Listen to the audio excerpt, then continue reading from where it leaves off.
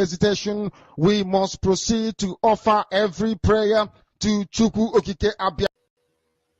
As long as we come on air every evening, the whole world must listen. As long as we preach this very gospel, Chukwu Okike Abia must be with us. Therefore, without any further hesitation, we must proceed to offer every prayer to Chukwu Okike Abia who resided in heaven. Therefore, as we always commence, not from today, but from of old, our Father who art in heaven,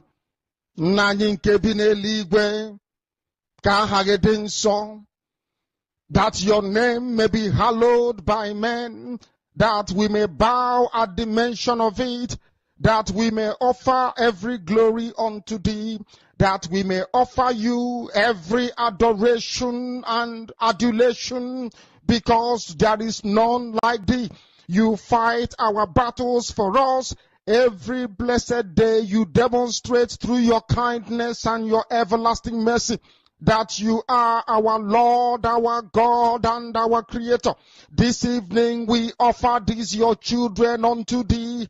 All over this very planet that you created, they are listening across the entire 24 time zones on this very planet where they inhabit. They are listening to your gospel this very evening, this gospel of redemption, a gospel of hope, a gospel of restoration, a gospel of renewal, this very gospel of freedom, this very gospel of emancipation as only you ordained, that this very gospel must be preached, that mankind may be set free from the eternal damnation of the creation of the British. My goodness me, I want to remain in the spirit, because we must worship heaven. We answer your name, O Lord of hosts. Everything about us is designed to offer glory unto thee. We have atoned for our sins last year. This very year we have not only atoned for our sins, we have spilled, we have shed blood, they have shed our blood. We have let our sacrifice be made unto thee. Even on the 30th of August, as we are being felled by the bullets of the enemy, by the workers of iniquity and of darkness, we remain very strong today to beckon upon thee, to ask you for your mercy and for your grace, to ensure that your kingdom is restored upon the face of the earth, that you can bring your healing hand to bear upon the life of those of them that you created for one singular purpose, and that purpose alone, which is to worship you in truth and in every honesty. Is there any way that we have erred? Is there any way that our ancestors may have sinned? We confess before a congregation of the whole of humanity to ask you, O Lord of hosts, to have mercy upon us. You must have mercy upon us. We have suffered enough. We have been subjugated enough. We have been tortured enough. We have been imprisoned enough. We did not do these people anything. Our only crime is to answer your name. Our only crime is to be born your children. Our only crime is to excel at everything that we place our hands into. Our only crime is to exhibit your glory and your blessing, which manifestedly is upon our lives every blessed day. That is why they want to kill us. That is why the British want to join those of them who don't know you to destroy your creation and your inheritance. You will not allow shame to befall your name. You will not allow the enemies to triumph over the lives of your children, because you created us to exist, to worship, to honor, and to praise you. That is exactly what we are going to do when this Biafra comes. It will come in truth and in every honesty, because we remain every blessed day. Chukwu Abia believe we're whiter than white and whiter than snow. Is there any way that we have sinned that you cannot forgive us our trespasses, to enable us to fulfill your own word which was spoken thousands of years ago, that instead of what you promised not to come to pass, that heaven and earth will cease to exist. You opened your mouth, Brgie Apm, to bless mankind to the coming of Yahweh Yeshua, who came here and said, let your kingdom come on earth as it is in heaven. Those words can never be in vain because they are anchored upon your holiness and your magnificence. That is why in the end we know that Biafra will come, that these children that we have given birth to all over the world, and their children, and their children, and their children, as long as they give birth to them and they are Biafrans, they will worship you in truth and honesty. Through this very work we are doing, mankind will come to understand you. Let your miracle be wrought in our lives. Let us witness and behold your magnificence, your holiness, your mystery, and your grace under our command. O Lord of hosts, we call upon you. We call upon you to heal. We call upon you to provide succor to those of them who are inconsolable. We ask you to come and strengthen those who are weak. We ask you to restore hope where there is hopelessness. We ask you for inclusion where there is destitution. We ask you for one brotherhood, one camaraderie, one bone, one blood, and one flesh of your children. The Efiks and the Bibios, the Izon, the Shekiri, the Isobos, and also those of them from Isoko. We are traveling all the way to the lands of Igala. We are moving on from there to Idoma, to Igede, to the territories of the Igbo land. All these places we dedicate unto thee. All these lands of yours, we ask you to cover it with your mercy. Because Biafra will come, and when it does, we will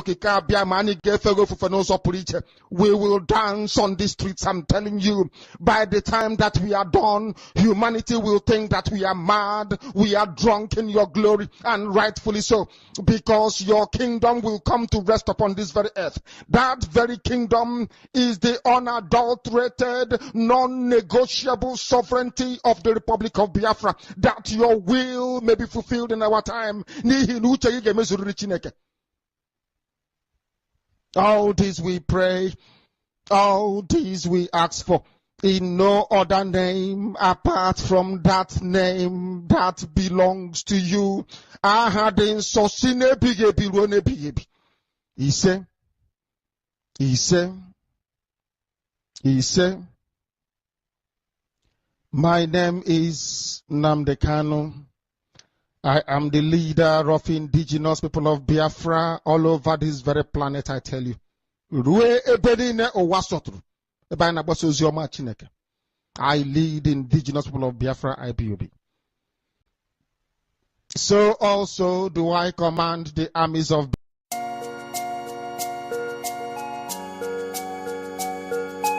Biafra is only asked for. Every night and day he's shouting and pointing to one direction. But his own people are blind and saying it's causing division. Tell me why someone who sacrificed his life for you and I. Tell me why out of sight has become out of our mind. He's asking for nothing and cares about not for his people emancipation. No. But there is a breaking news to those who never knew. Permit me to give you a clue. In the morning sun will rise. There is a breaking news to those who never knew. Permit me to give you a clue. The morning sun will rise.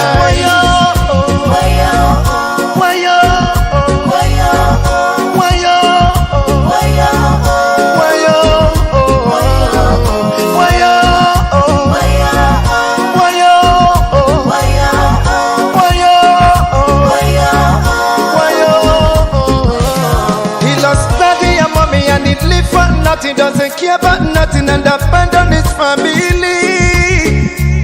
Yeah.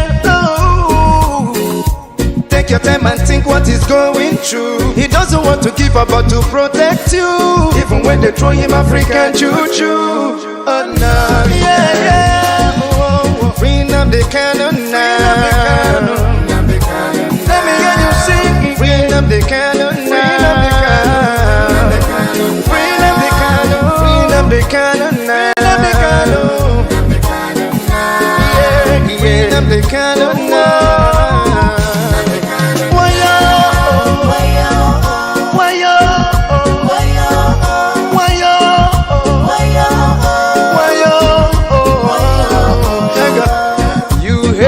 Because of envy, we love him, he's one and only.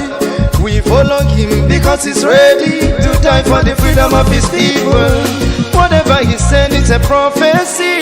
Take it on your living letter, you believe. He's so fanatical and ever ready to die for the freedom of his people. There is a breaking news to those who never knew. Permit me to give you a clue. In the morning sun will rise. There is a breaking news to those who never knew. Permit me to give you a clue. The morning sun will rise. Free Nnamdi Kanu now. Free Nnamdi Kanu now. Free Nnamdi Kanu now. Free Nnamdi Kanu now. Free Nnamdi Kanu now. Free Nnamdi Kanu now. Free Nnamdi Kanu now. Let me hear you sing. Everybody know my joy be singing. Free Nnamdi Kanu. Free Nnamdi Kanu. Yeah. Free Nnamdi Kanu.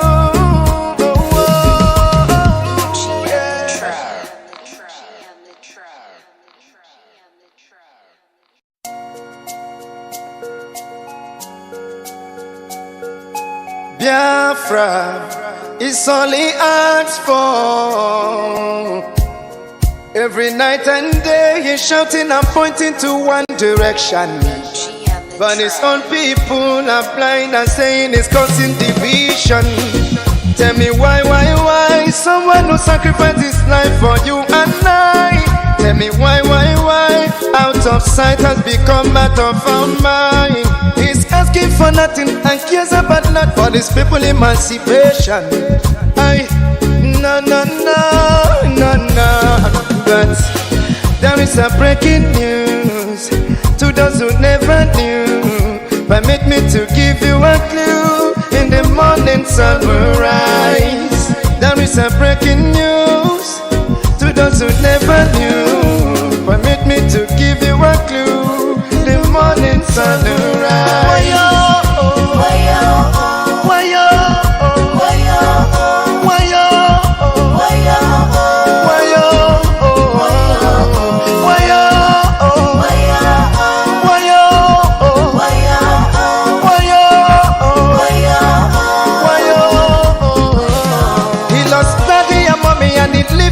He doesn't care about nothing and abandon his family. Yeah. Oh. Take your time and think what he's going through. He doesn't want to give up but to protect you, even when they throw him African choo-choo. Oh no, yeah. Oh. Free Nnamdi Kanu now. Let me hear you sing. Free Nnamdi Kanu now. Nnamdi Kanu now. Yeah. Nnamdi Kanu now.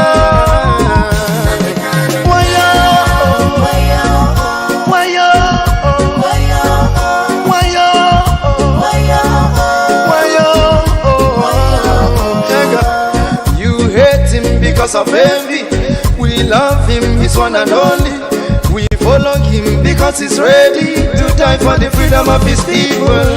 Whatever he said, it's a prophecy. Take it on your living letter, you believe. He's so fanatical and ever ready to die for the freedom of his people.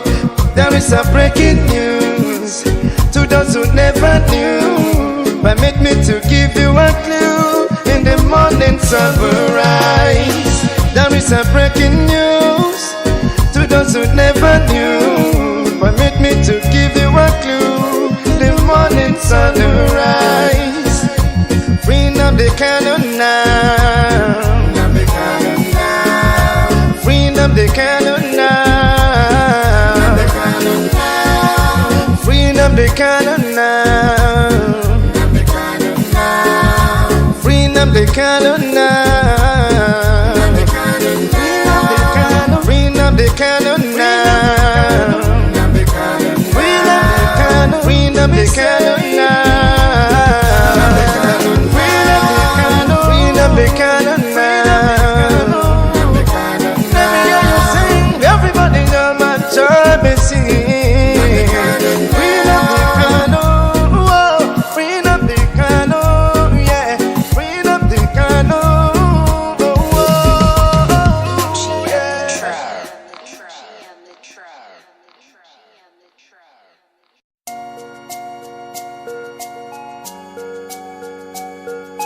Biafra is all he asks for. Every night and day he's shouting and pointing to one direction. But his own people are blind and saying it's causing division. Tell me why someone who sacrificed his life for you and I. Tell me why out of sight has become out of our mind. He's asking for nothing and cares about not for his people emancipation. No.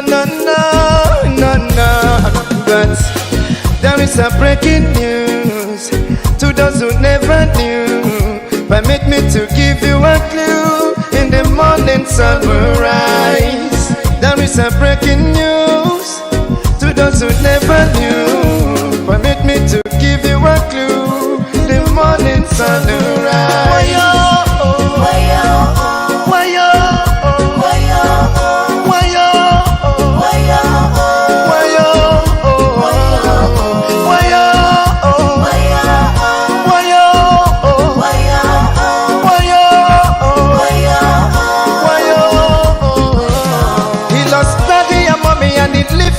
He doesn't care about nothing and abandon his family. Yeah. Oh. Take your time and think what he's going through. He doesn't want to give up but to protect you. Even when they throw him African juju. Oh no. Yeah. Oh. Free Nnamdi Kanu now. Let me hear you sing. Free Nnamdi Kanu now. Nnamdi Kanu now. Nnamdi Kanu. Yeah. Nnamdi Kanu now.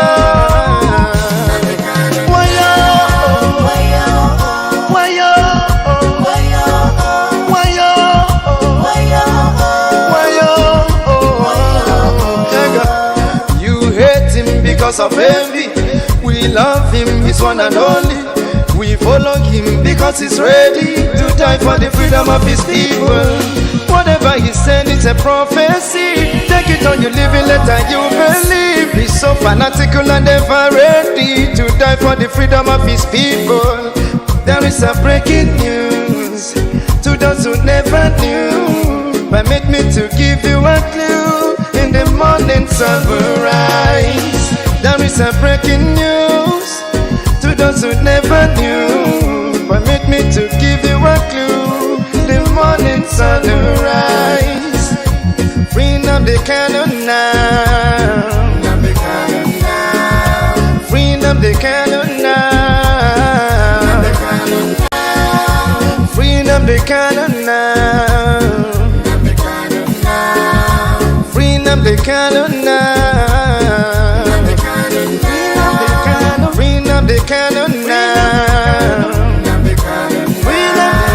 Free Nnamdi Kanu now. Free Nnamdi Kanu now. Let me hear you sing. Everybody on my job is singing. Free Nnamdi Kanu. Whoa. Free Nnamdi Kanu. Yeah. Free Nnamdi Kanu.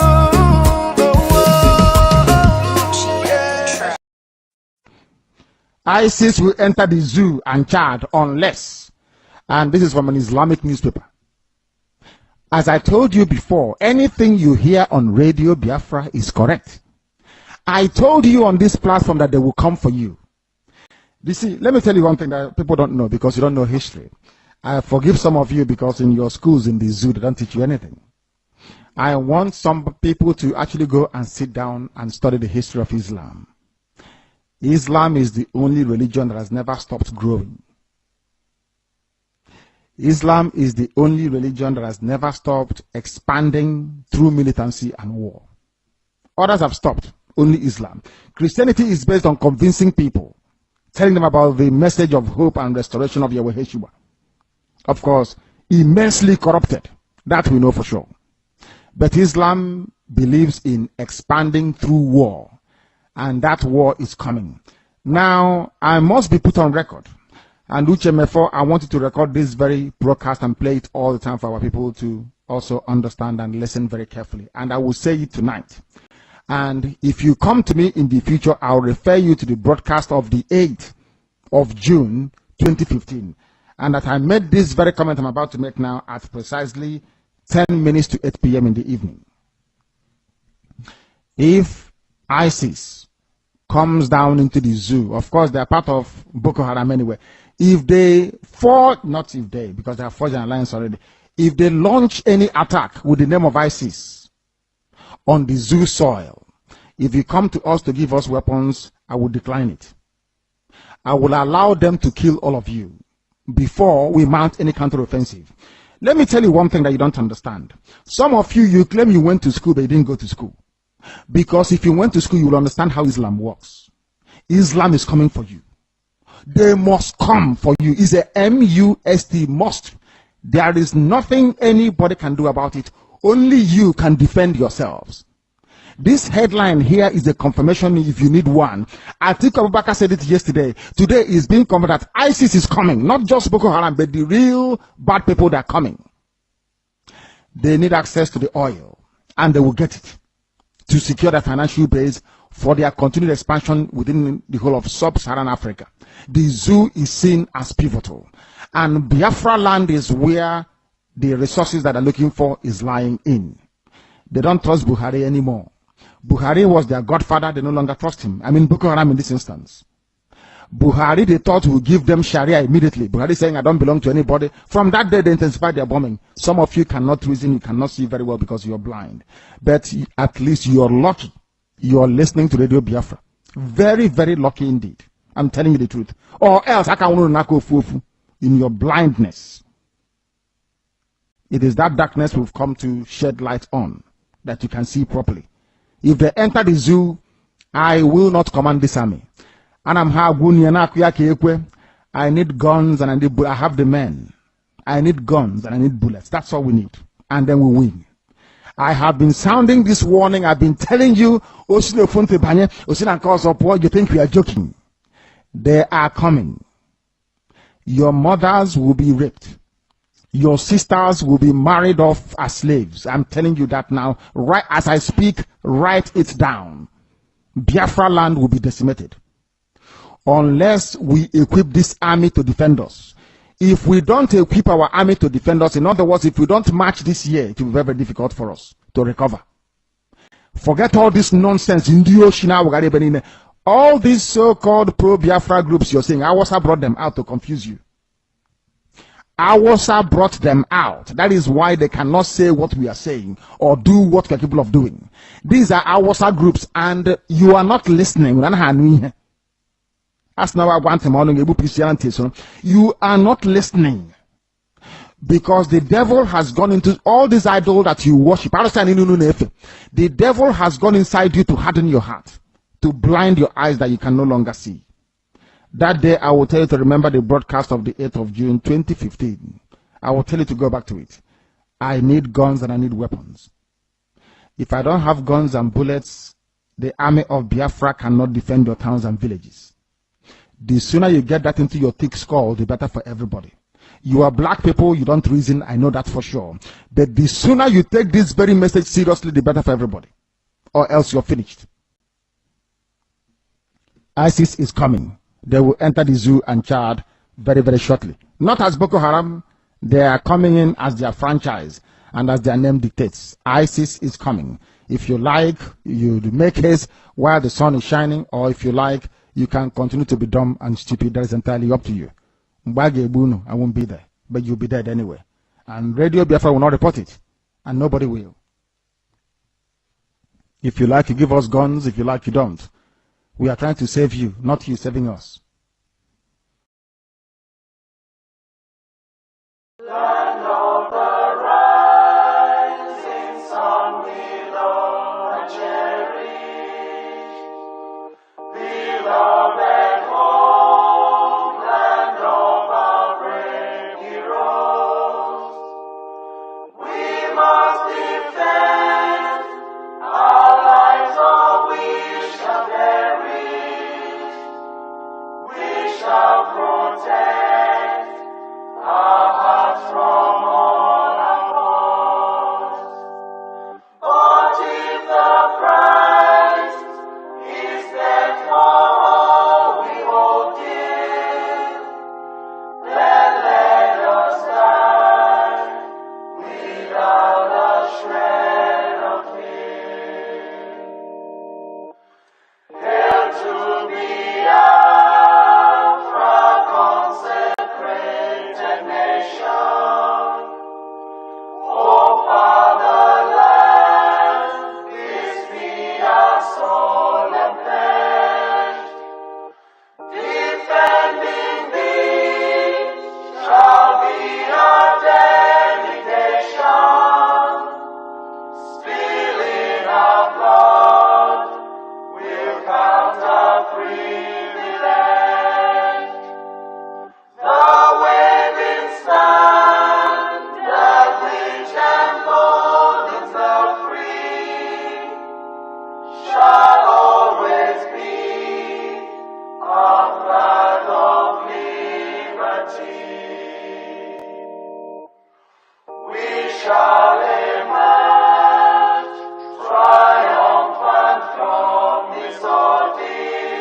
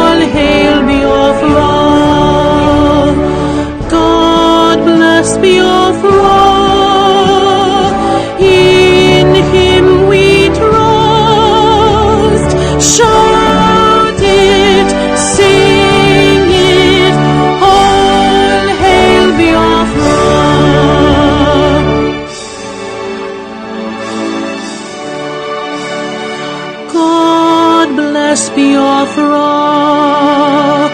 We have emerged triumphant from all our foes. Through the crucible unscathed, we passed victorious.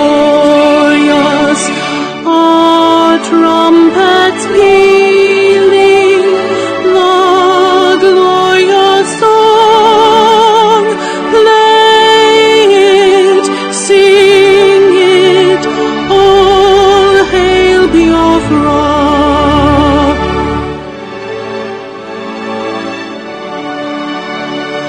Oh, hail Biafra. We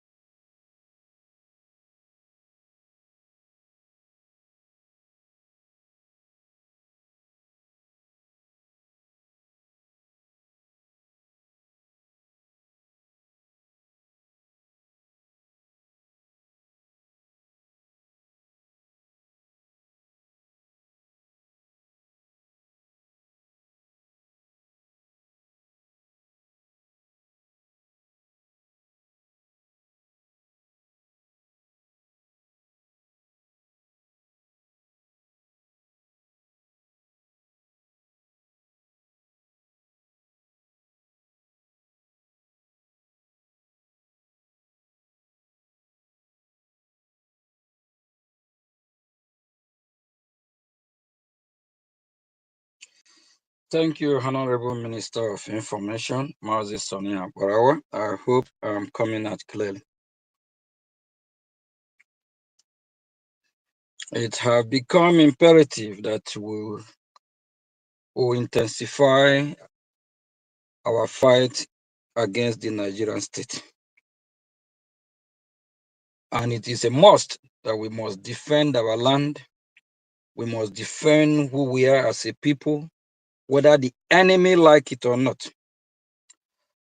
We appreciate those before us that have paved the way. Our leader, Ojukwu, accompanied by our leader, Philip Apm, who once said, after the genocidal war, the atrocity that the Nigerian terrorist state committed against Biafran people, that if they don't treat the Biafran children well, we will rise up again. Here we are. We have risen. We will fight to defend our land. It don't matter what they throw on us. We appreciate these two great leaders. Fast forward to our leader, Nnamdi Kanu, who was kidnapped against his will, against the will of the Biafran people, against all international norms. For over 4 years now, this terrorist shithole country called Nigeria kidnapped him from Kenya. Till now, they refuse to release him, of which just few years ago, the court of the same country called Nigeria acquitted him and asked for his release. And the imposter dead man called Buhari refused to let him go, refused to let him live as a free man. They still keep him in that dungeon. Not that they are giving him a fair treatment, not that they are trying to do whatever they can to resolve the reason why or the issue why he's fighting for the freedom of Biafra people. They refuse to address that. And in the same, Nigeria have colluded with the European Union and call our prime minister. He's been detained for over 8 months now for so-called questioning. All this is just because of the freedom of a people. People that want to be free. Nigeria has been expired for over 10 years now. Nigeria is like expired drug or food that is sour or expired. Nigeria should be thrown to a dustbin because they have violated all international rules and regulations of how they should govern human being or how they should govern their own citizens of Nigeria. But we Biafrans have rejected them. That's why we redeclared Biafra in Finland, December 2nd, 2024. Because Nigeria is not a country. It's a scam. It's designed by the British government to favor the British people, not to favor the indigents of Biafra. If the British want, they can go back to the drawing board and work with the Nigerians. But we Biafrans, we don't want to be part of this scam union. They have deceived us a lot. They have cajoled us a lot. They have treated us like we are nobody.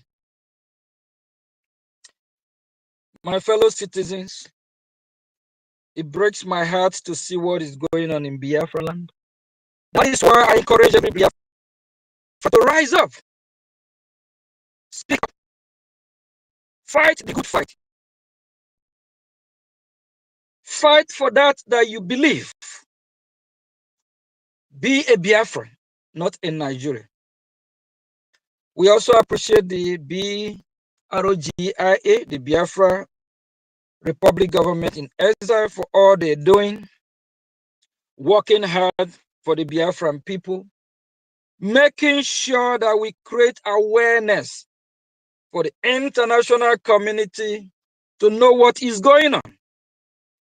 Because if we don't do it, no one will do it for us.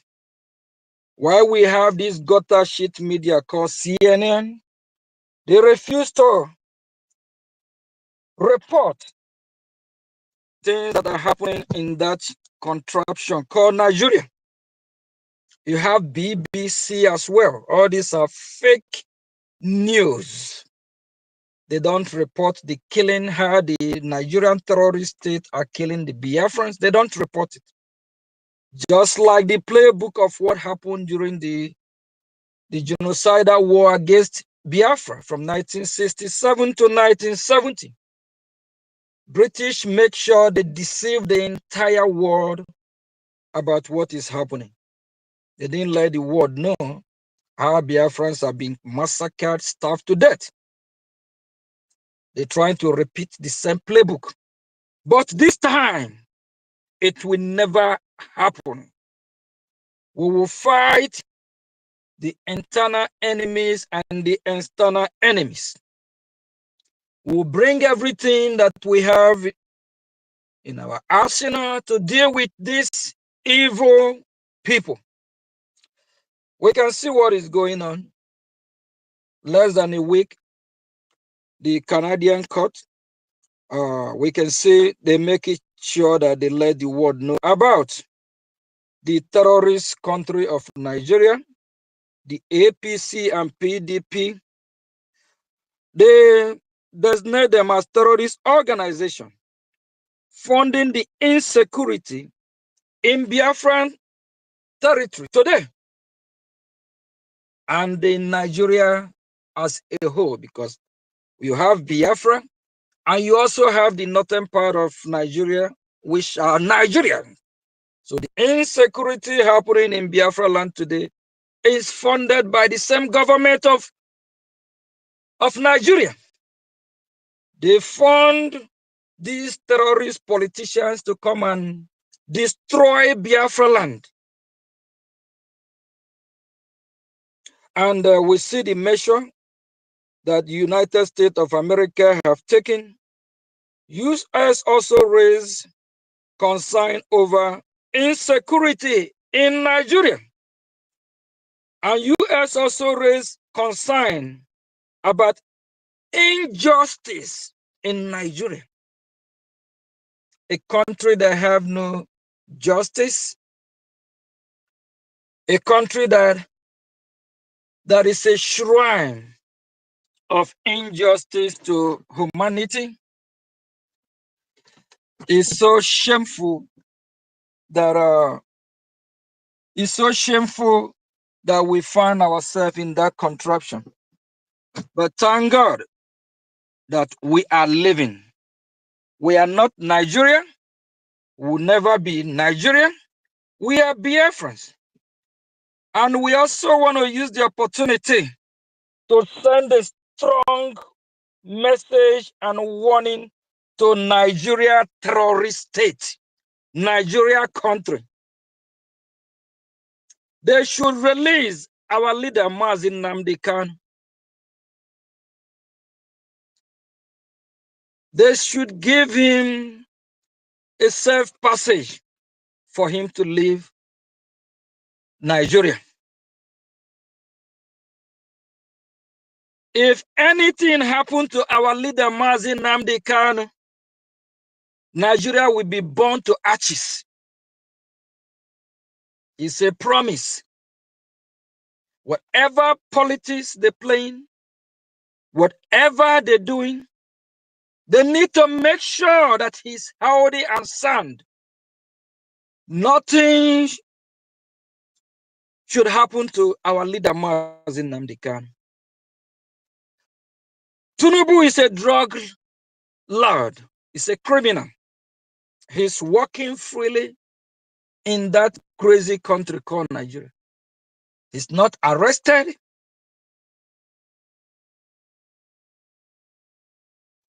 Tinubu is walking freely. I was watching a program yesterday that I came across, and these people, they are not even from Africa. They are not even Biafra or from Ghana or Ivory Coast or Sierra Leone. But they recognize that Boko Haram is a terrorist organization. And they recognize that Boko Haram behead innocent children, women. That Boko Haram rape babies wherever that comes across. And they acknowledge that Boko Haram invade communities, commit all kind of atrocities. And do you know what? The co-founder of Boko Haram is a vice president of a country called Nigeria.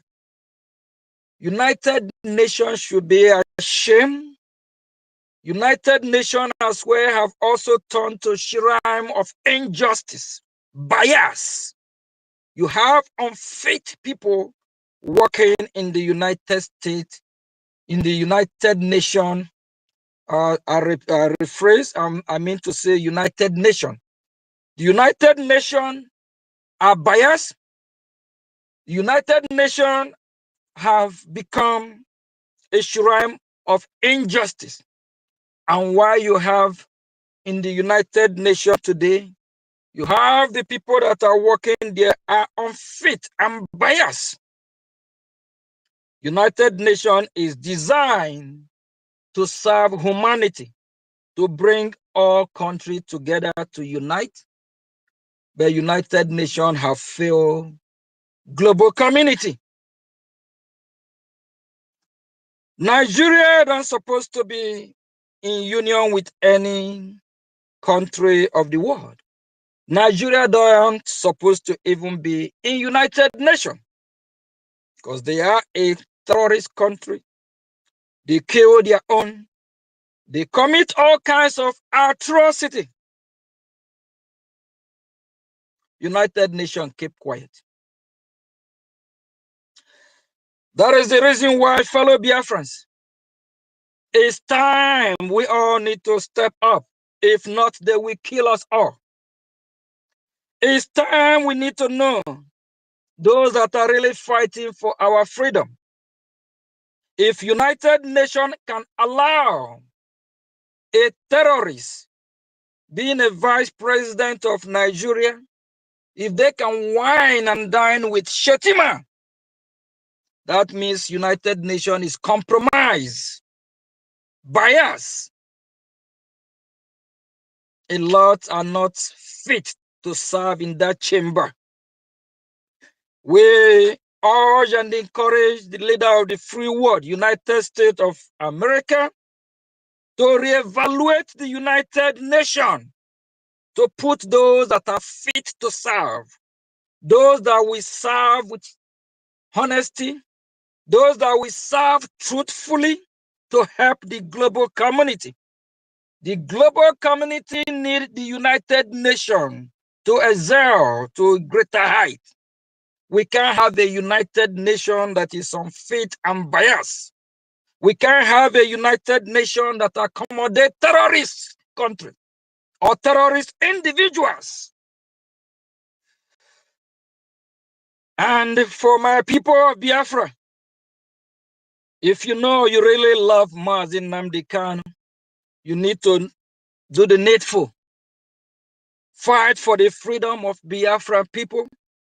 We all know what Nnamdi Kanu represents. He represents Biafra. He is Biafra. He don't represent his interest. Stop dissing Biafra people because of political interest. A lot of the so-called Igbo or Biafran leaders parading themselves, going to see our leader Nnamdi Kanu. It's all about their own political interest. Some of them are sold out. Some of them are there just to destroy our freedom. Majority of them are not genuine. During our leader Mazi Nnamdi Kanu court dates, you will see the World Igbo Congress group, you will see the American Veterans group, you will see all these red caps that are not made to be there, the fake chief Igwes parading themselves just to snap picture with our leader. So they can use that to validate their statute quote, to deceive the people of Biafra, acting like they care for Biafra people. Why they don't? These evil chiefs, Ohanezes, Igbo Congress, American veterans, they are all fake and funny. They don't speak for the Biafran people. They don't represent our interest. They are biased. When our leader Mazi Nnamdi Kanu was here, what do they do? When he has several meetings with them, do they help? Do they embrace the gospel of freedom that he's preaching? Do they support the freedom of Biafra? The answer is no. Why are they parading themselves in channel news? Why are they behaving, acting like they care about our leader Mazi Nnamdi Kanu? Why they don't? How are they supporting for his well-being? How are they supporting the freedom of Biafra? How are they condemning the insecurity that is happening in Biafra land today? The World Igbo Congress, they don't condemn it. The so-called American fake veteran, they don't condemn it. The Ohaneze Ndi Igbo, they don't condemn it. All the fake chieftaincies with their fake red cap, they don't condemn the insecurity. These people have sold out. We can see that the United States of America acknowledge the insecurity of what is happening in Biafra land, and they condemn the Nigerian terrorist state. They even warn American citizens from going to Nigeria because of the insecurity the Nigerian terrorists have imposed in the citizens of Biafra. We are sending a strong message to Nigerian terrorists. Nothing should happen to our leader Mazi Nnamdi Kanu. They should make sure he's healthy, and they need to release him as soon as possible. He commit no crime. And for all those that are using our leader for political gain, just to validate their status quo, our leader Mazi Nnamdi Kanu is our father, he is our brother, he is our uncle, he is our son, he is our family, he is Biafra. We are all his siblings. And we as siblings and family of Mazi Nnamdi Kanu, we care so much about him. And please, we as siblings of our leader Mazi Nnamdi Kanu, we need to be careful who visit him. We need to be careful those that we parade to all these outlet news in this gutter media called Nigeria. Are they for the interest of Biafran people? Are these people condemning the killing, how the Nigerian terrorist state is killing Biafrans in Hiamufu? In the Hiamufu, over tens of communities have been devastated. In the Hiamufu, we have over tens of IDP camps in our land. First time in history. In Eka, we have communities that are running from their ancestral land by this Nigerian terrorist military and the Fulani jihadists. In Olu, in Okigwe, there is serious war going on. Have the World Igbo Congress that represent themselves condemn it? have the so-called America fake veteran condemn it? What have they done for the insecurity of Biafran people? All they're trying to do is just how to validate their so-called status quo so they can go and cash out as usual from the Nigerian government. They should be real for themselves. They should stop faking. The land of Biafra will visit all saboteurs. Our land will make sure we clean our land from all these evil saboteurs that are not doing anything for the interests of the Biafran people. From the Iwe, World Igbo Congress, American so-called veterans of fake that don't represent the interests of the Biafran people. If they do represent interests of Biafran people, why didn't they call out the Nigerian terrorist state to stop the killing, in Biafra land? Why didn't they call out and make the Nigerian terrorist state leave our land? They don't. They want to showcase their face and parade around everywhere, acting like they love Nnamdi Kanu. Why they don't? All these saboteurs for the past few days, we have been campaigning, preaching what will happen to them. The land of Biafra will reject every evil element, every fake bishop, pastors, or Hanese, every fake organization like World Igbo Congress, whatever American veteran, and what is this other useless or Hanese in Igbo that don't represent the interests of the Biafra people. We have one government, and that government in Biafra land is the de facto government in the homeland of the Biafran people, and the Biafra Republic government in exile that is fighting for the interests of Biafra. We are doing everything we can as a people, and if you love Biafra, if you are a true Biafra, all these organizations that I just mentioned, they should fall in line and fight against Nigerian terrorist state. They should support United States of America by condemning the Nigerian terrorist state, by kicking against the Nigerian terrorist state and the Fulani herdsmen. The World Igbo Congress, anyone can form any Igbo Biafran organization. We have no problem against that. But as long as you are fighting for the interests of the citizens of Biafra, we will work with you. But if you are not fighting for the interest of the Biafran people, you will be our enemy. If you are just there fighting for your own political interest, just to validate and cash out and from the Nigerian terrorist state to saboteur Biafran people, we will have a problem.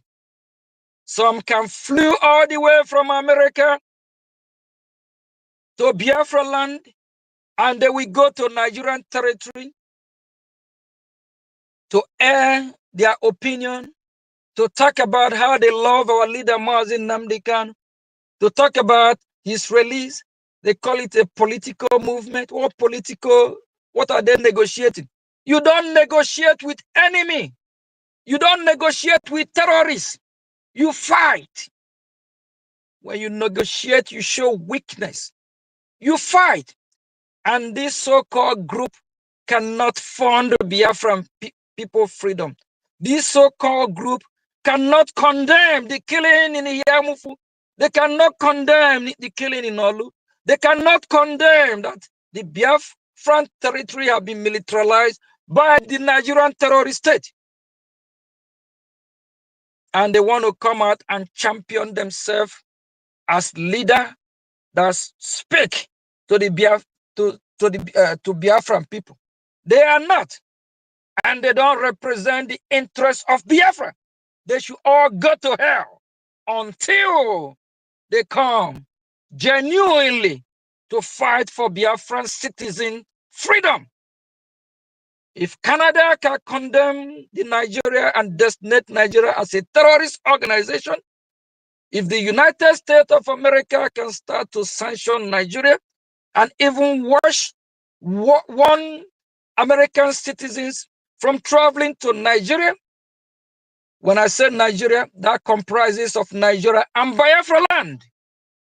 If they can warn because of insecurity, because of kidnapping happening in that contraption, because of the healthcare system, and you have this World Igbo Union, World Congress, World this, American Igbo veteran shit this, they cannot even condemn the atrocity that this terrorist country is committing.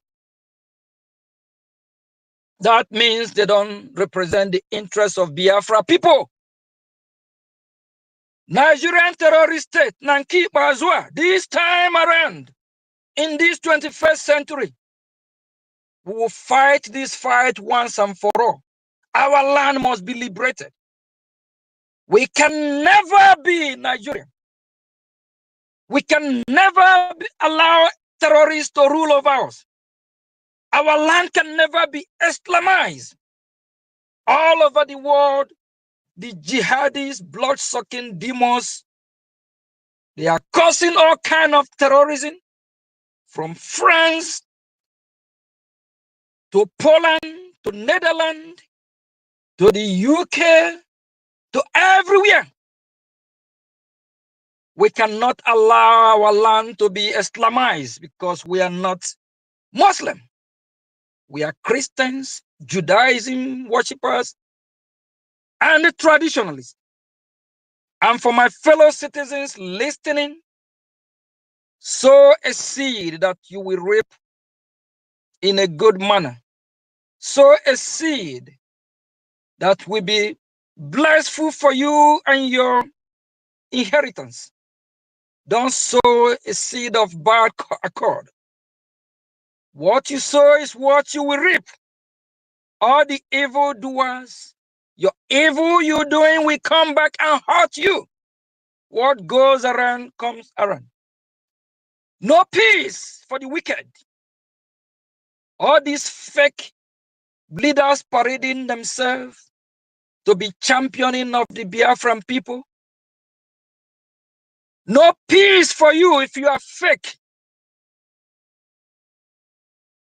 Get a hell out of Biafran movement if you are fake.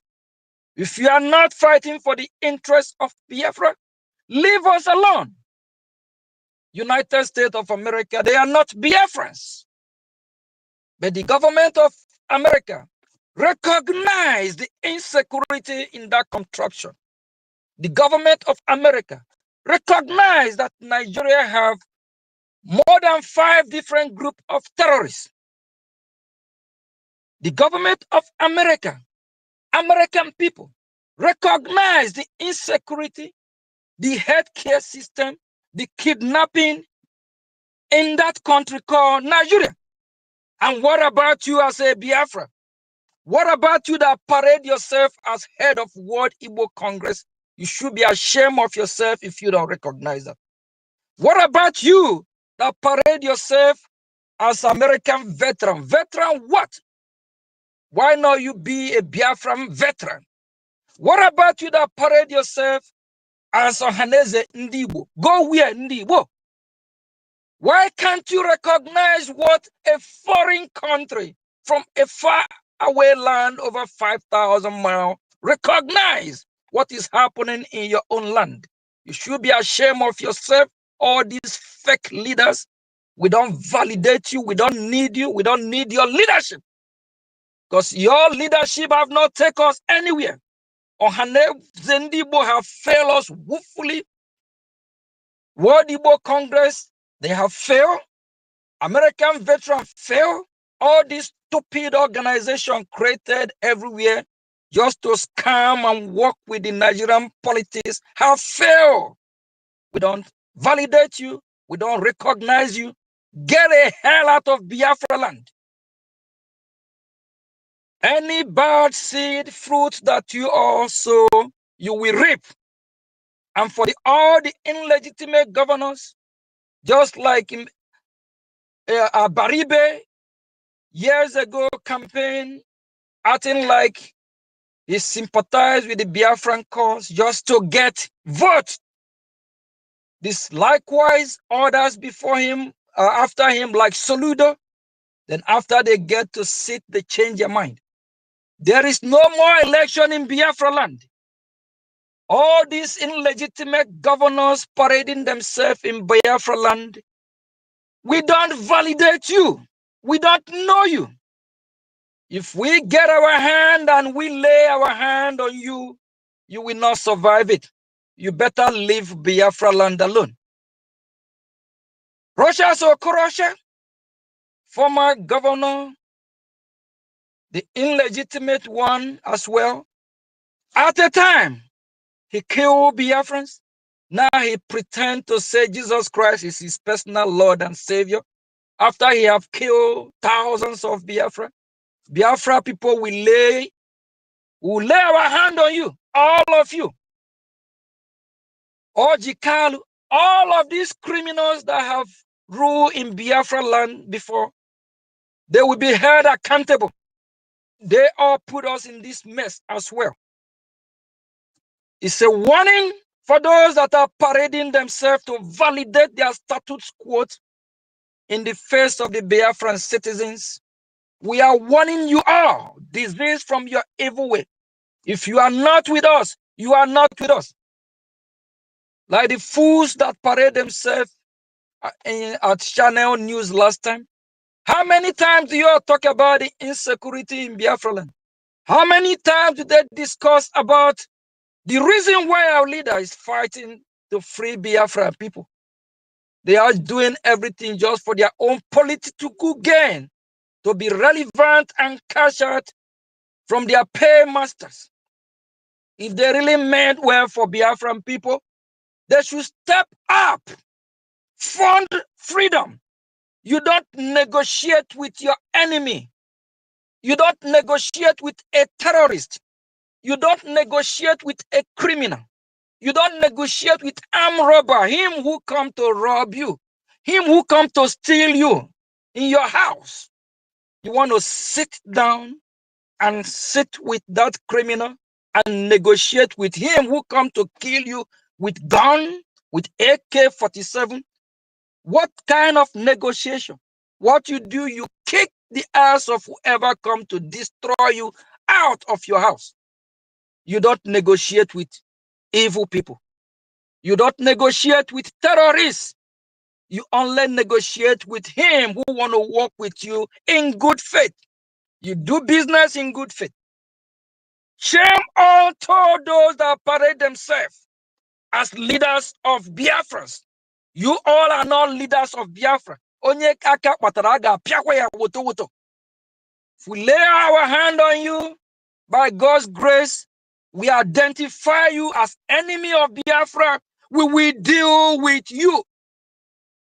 Please, my fellow citizens, the time have come for you to fund your freedom. We have too many enemies. We have enemies within. We have internal enemies and external enemies. Fund your freedom.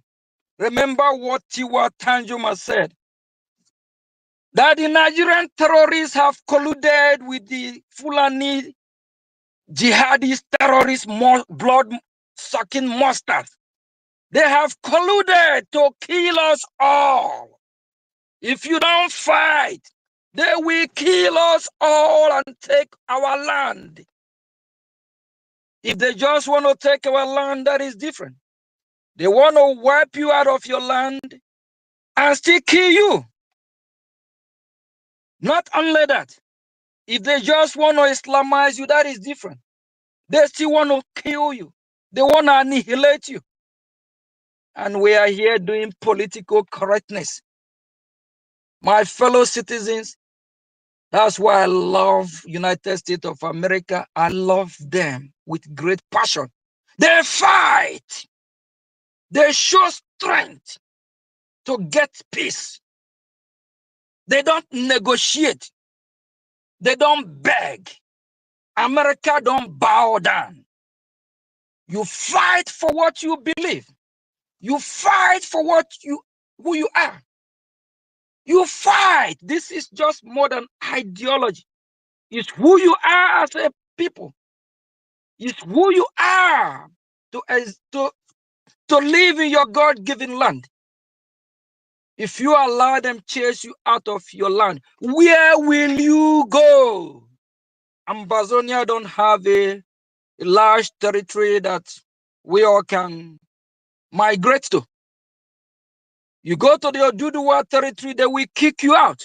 You can't even go to the North Nigeria territory that you are running from. All what we have is Biafra land. That is where you need to fund your freedom. Just like it happened in the days of Noah. When Noah was warning the citizens, when Noah was warning the people what God is going to do, they are shaking their heads saying that can never happen. It never happened until it happened. My fellow citizens of Biafra, my name still remains Mazio Gechukunkere, the acting Prime Minister of Biafra Republic Government in Eza, acting on behalf of our Prime Minister Mazi Simon Eba. Listen carefully. This is time we need to fight for our freedom. If not, they will kill us all. The Nigerian terrorist state have colluded with too many internal enemies that are working against our freedom. I think I was spoken enough, and I hope the Nigerian terrorist state get this message. Nothing should happen to our leader Nnamdi Kanu. Every month, every 2 or 3 months, they keep postponing going to court since 2021. Nothing positive have come out of it, apart from what happened 2 years ago when the court said that in Nigeria don't have the jurisdiction to rule over our leader Nnamdi Kanu case. If they want to go through the proper route, they should take him back to Kenya. My citizens of Biafra, my fellow citizens, please, I beg everyone, fund your freedom. Fund your freedom. Fund your freedom. If Canada can recognize that Nigeria is evil and bad country, a terrorist country, even warn their citizens not to travel to Nigeria, what about you as a Biafra? If you don't recognize that, shame unto you. And if you're one of those parading yourself as head of a Biafra, or Haneze this, that you cannot even help your community. You cannot even help your children. You cannot even fight for your people. You are not man enough. What are you man there for? Please, all evildoers in Biafra land, we will send you to where you belong very soon. And we are all siblings of Nnamdi Kanu. We need to be careful. Those that go to snap picture with him, those that visit him, they have to be those that have the same interest what he believes. Not all these fake people that just want to use him to validate himself. Thank you. I might be coming back on to say 1 or 2 things. Thank you very much. Thank you. Ndewo.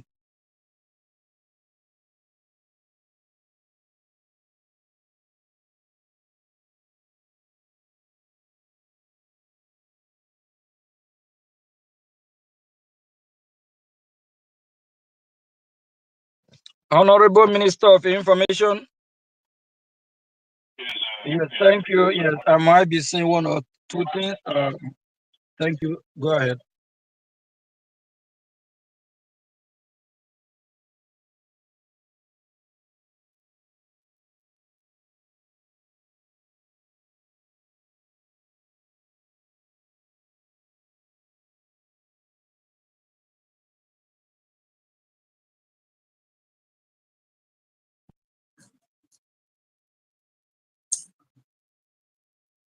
Thank you, my very honorable Mazi Sonia Parawa, Minister of Information and Communication of the Biafran Republic Government in Exile.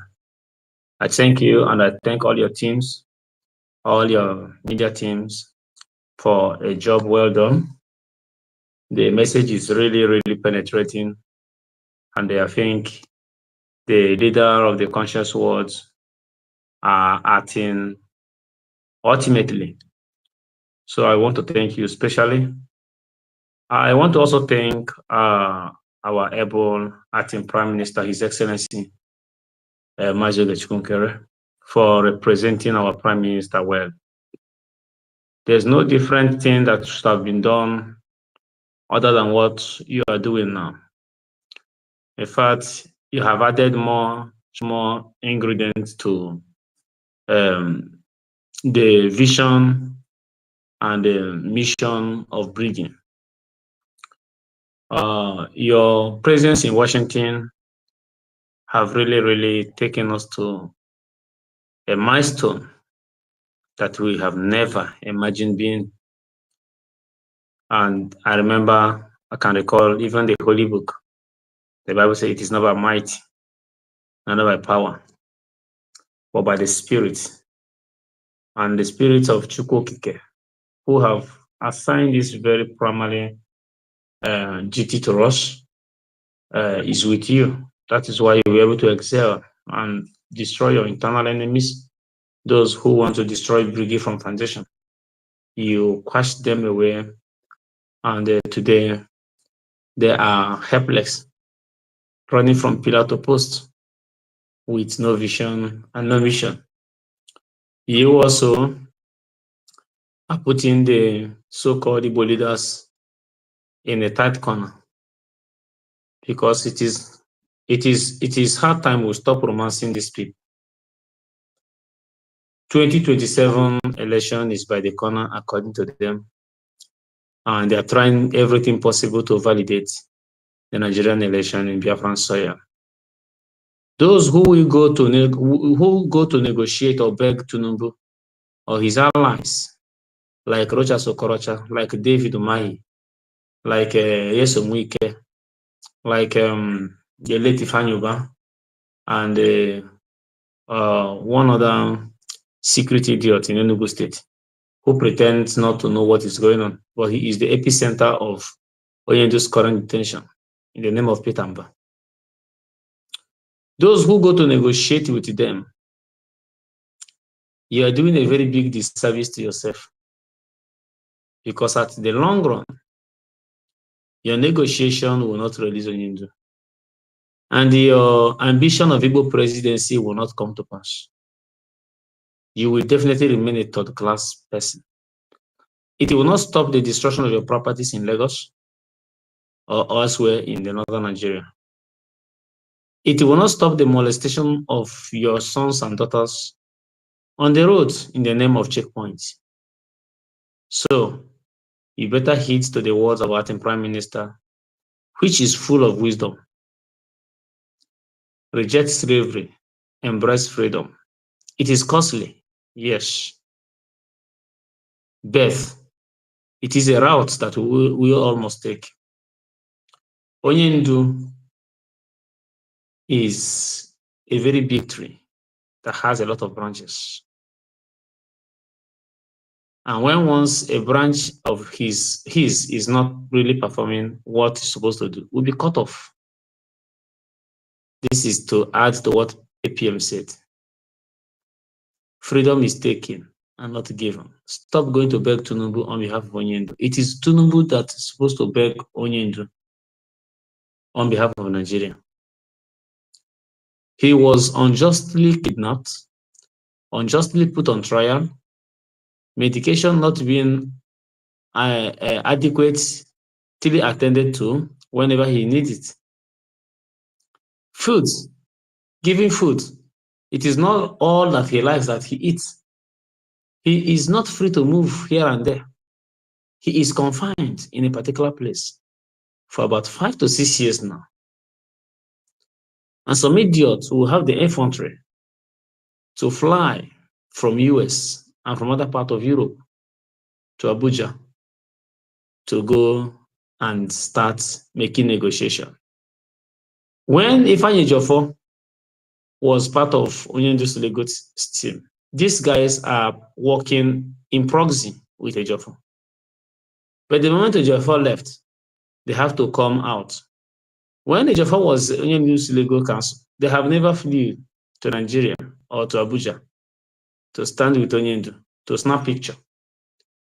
Because their bids are being taken care of by Ifeanyi Ejiofor. And when Ejiofor was kicked out, they have come to pretend to be leaders.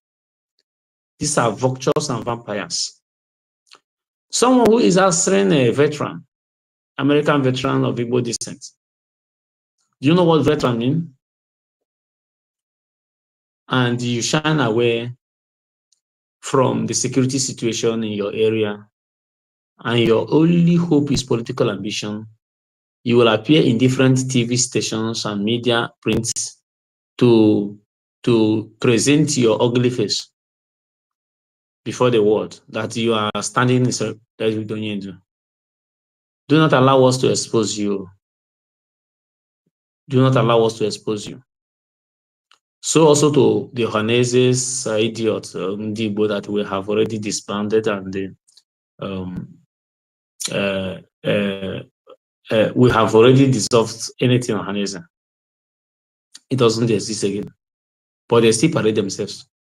We warn you all, desist and stay clear of only this matter if you cannot come fully for the freedom of Biafra. Because Onyendu was not there because of political solutions. Onyendu was not there because of regionalism. Onyendu was not there because of statehoods. Onyendu was there because of total freedom for his people. And if you are not in the same ideology with him, why go to him? Don't add to the burning flame. Now, stay clear. If you want to come full, come full. Call on the Nigerian government. Call on those that are responsible for his illegal detention. Speak against them. Speak against this. Far away US, they are doing that. Canada is doing so. So many countries are doing so. Individuals in Africa are doing so.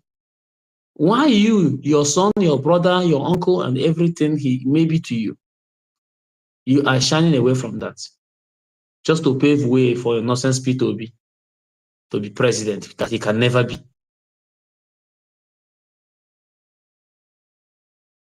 Stop deceiving the Igbo people. Stop deceiving Biafrans. Fund your freedom. Bring money. Onyendu, before our Honorable Minister of Information starts, he played the voice clip of Onyendu on 8th of June 2015. When Onyendu said, if you don't bring the arms now, that the men are ready. If you don't bring the arms now, then when the ISIS will enter and strike, he will not do anything. And today it is happening everywhere. The ISIS in proxy, the Nigerian Army, the Air Force, and the Navy, Air Bago, and the rest are harassing your people, even down to your own village. You cannot even make a sentence. A simple word of stop, you cannot. But you will have the infantry to go to Abuja and establish your political connection with Onyendu and with Tinubu. You want to become another Alenonyema.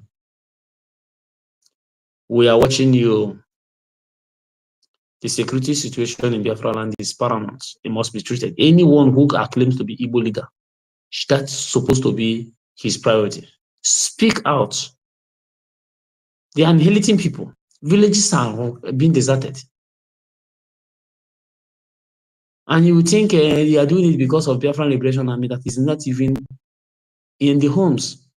They are in the bushes. Biafran Liberation Army left home to bushes because they don't want civilian casualty. If you need them, you meet them in the bush. But instead of these people to meet them in the bush, they will start burning people's houses, destroying markets and shops. This is exactly what terrorists do. This is exactly what Hamas did on October 7th. They invaded a music festival venue killed a lot of people, took so many hostage. And the same useless world, whatever United Nations hosted the Hamas leader, and they were negotiating statehood for the Palestinian in proxy, Hamas. So when you are calling on United Nations, they have already left their duty for a very long time. It is being overrun by Islam, and it is high time US reform United Nations. Send it to the International Criminal Court. These are the things we are seeing. And you, it is happening on your own nose. You cannot make a comment so that you can have a free flow to Nigeria. We are watching all of you. Keep on dragging the name of Biafra to the mouth in the name of political solution. A day will come, and that day is very fast approach. Onyendu will not be there forever. He will definitely come out, and you see the lion in him. Forget about what is going on. He's going to come out. He's going to come out. So those who have make it as a point of duty to fund their security police, do not stop. It is very, very important. As you can see, Brgie is the only government. Others have tried, came to imitate, came to form and all those things, but yet they couldn't meet to the standard of Brgie. They were swallowed up. Brgie is the only sure way for this freedom now. And I want to commend Brgie for their persistence and patience with the government of the United States. Things will turn around, definitely. Keep pushing. God bless you, fellow Biafrans. And God bless our team Prime Minister. And I pray my boss, the Prime Minister of the Biafran Government in Exile, will definitely join us. Thank you. I will stand by.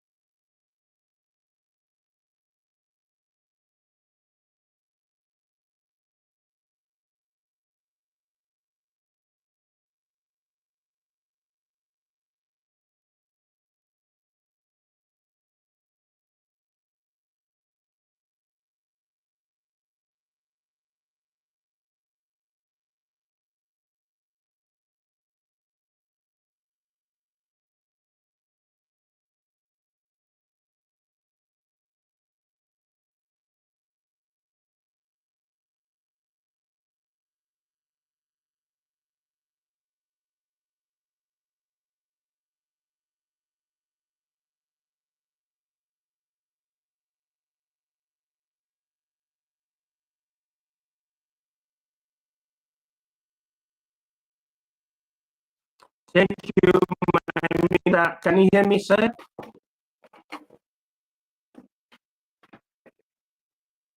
Can you hear me, sir? Okay. Yeah. Good evening. Very, very special greeting to our acting Prime Minister, Honorable Ogechukwu Nkere. I call him Right Honorable Ogechukwu Nkere. Yes. Asị na onye kwanyelu odogwu dike ya, ugwu ahụ ga-anachitele onye ahụ azụ. Having said this, achọrọ m ikene ndị Biafra niile n'ebe a. I wanted to say also greetings to you, Honorable Aparawa, the Minister in charge of Digital Technology, Communication and Information, Biafra Republic Government in Exile. Now, taking it back to what you were saying before I intervene, I know that I'm still on the wheel in case of interruption. AVID means the Association of Igbo Veterans in the United States of America.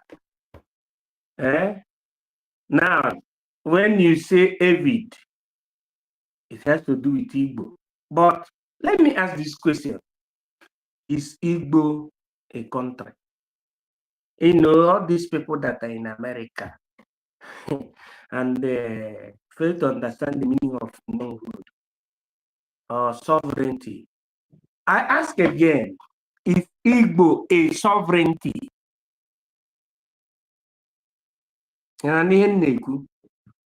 Ask Avid. Ask that veteran of Igbo descent, Avid. American veteran Igbo descent. That's the meaning of Avid. Ask them whether Igbo is a sovereignty or not. I'm not saying you should ask them, but I'm saying generally, can we ask them if Igbo is a sovereignty? But they are in America. America is a sovereignty. You know, when people are in America, they want to show us that I'm American. I'm American. I'm above all the laws. You know, I'm 01. I'm in America. Avid. American veteran of Igbo descent. But that Igbo, which is the subject of your organization, is it a sovereignty? Is it a sovereignty? Is Igbo a sovereignty? The answer is no. But BRGIE is trying to make Igbo to be a sovereignty. For you, avid member, to claim that thing that you are, you need to align yourself with the government in exile that behaves in that way that an already established sovereignty will consider us as a nation to be recognized under international law. So I am appealing at the same time to the avid American veteran of Igbo descent to please come down from Mountain Holybus and support the government in exile, because avid is not a government in exile. Okay, and there is no need of us going now after hearing my sermon. Sermon on the Mount. There is no need of going to create another government in exile. Don't try it. Because if you try it, we will use international law to deport all of you, the avid members in America.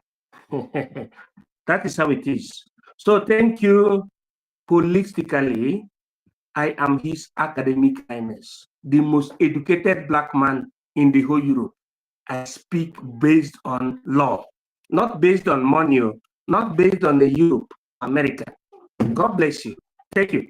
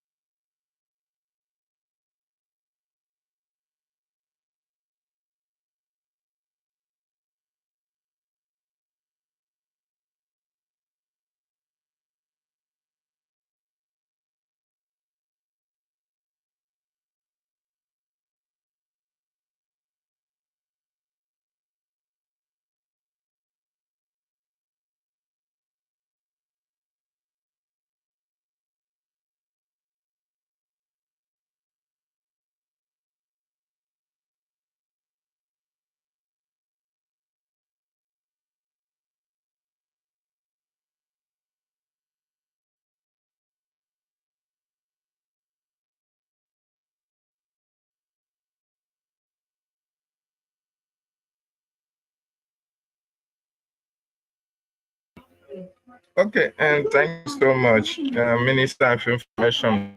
I'm coming out, sir.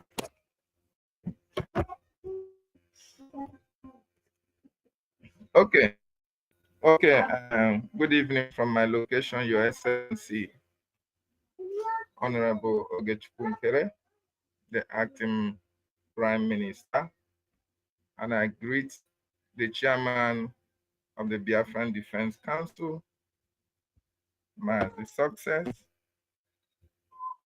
our Information Minister. We appreciate you, sir. Thank you so much for what you are doing with the media, and all the ministers of Brgie.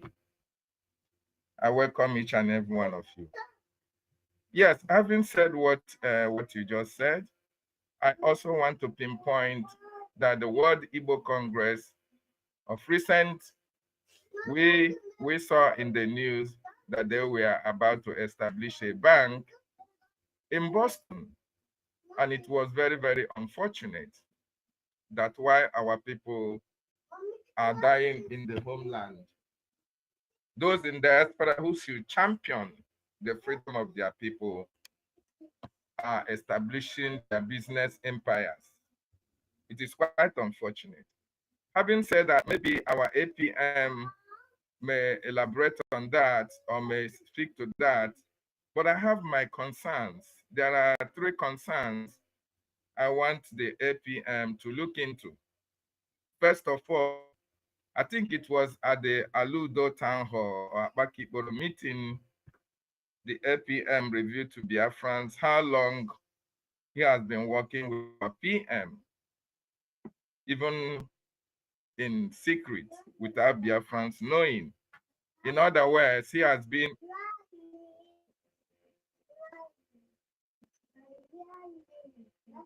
yes.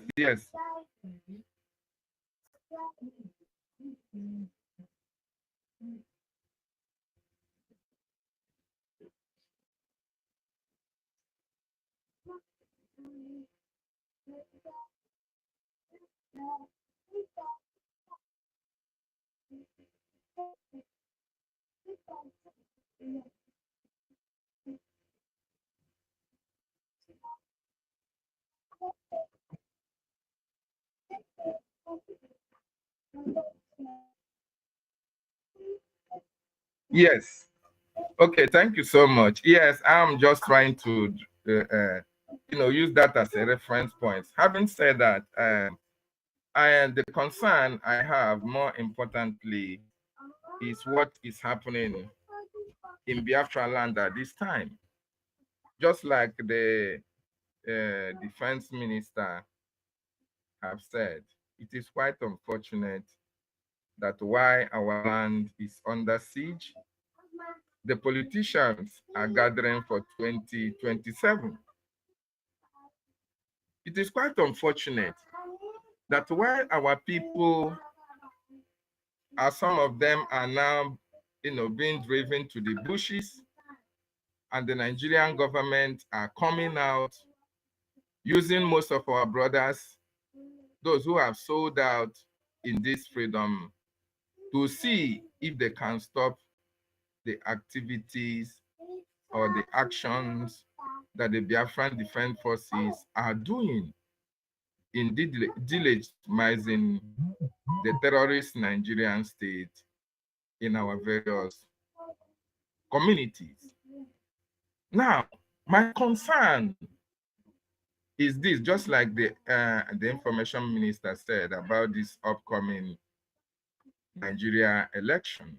And like you rightly said, I think the media needs to up our game to make sure that all the nooks and crannies of Biafra land is educated on the need for them to understand that this is not 2023, while we were campaigning for no election in Biafra land.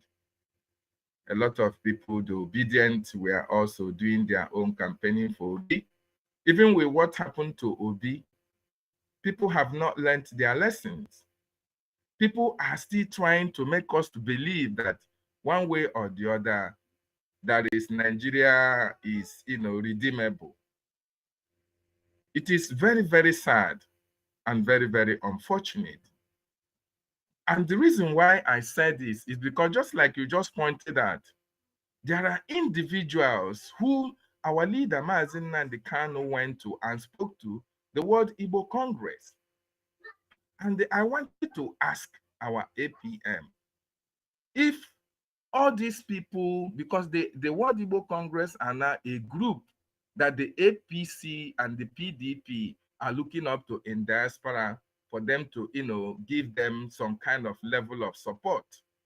And I wanted to find out from the APM if during the course when our Prime Minister was detained, whether there have been any, any incursion or any group or individuals who have tried to reach out to the government in order to find out what they can do to help Biafran Republic government in exile in freedom, or to help the freedom of our leaders that are being held in detention, rather than focusing on their Nigeria dirty politicking that is coming up in 2027, which I believe the Biafran people will vehemently reject in its entirety. That is what I wanted to find out from the APM. Thank you.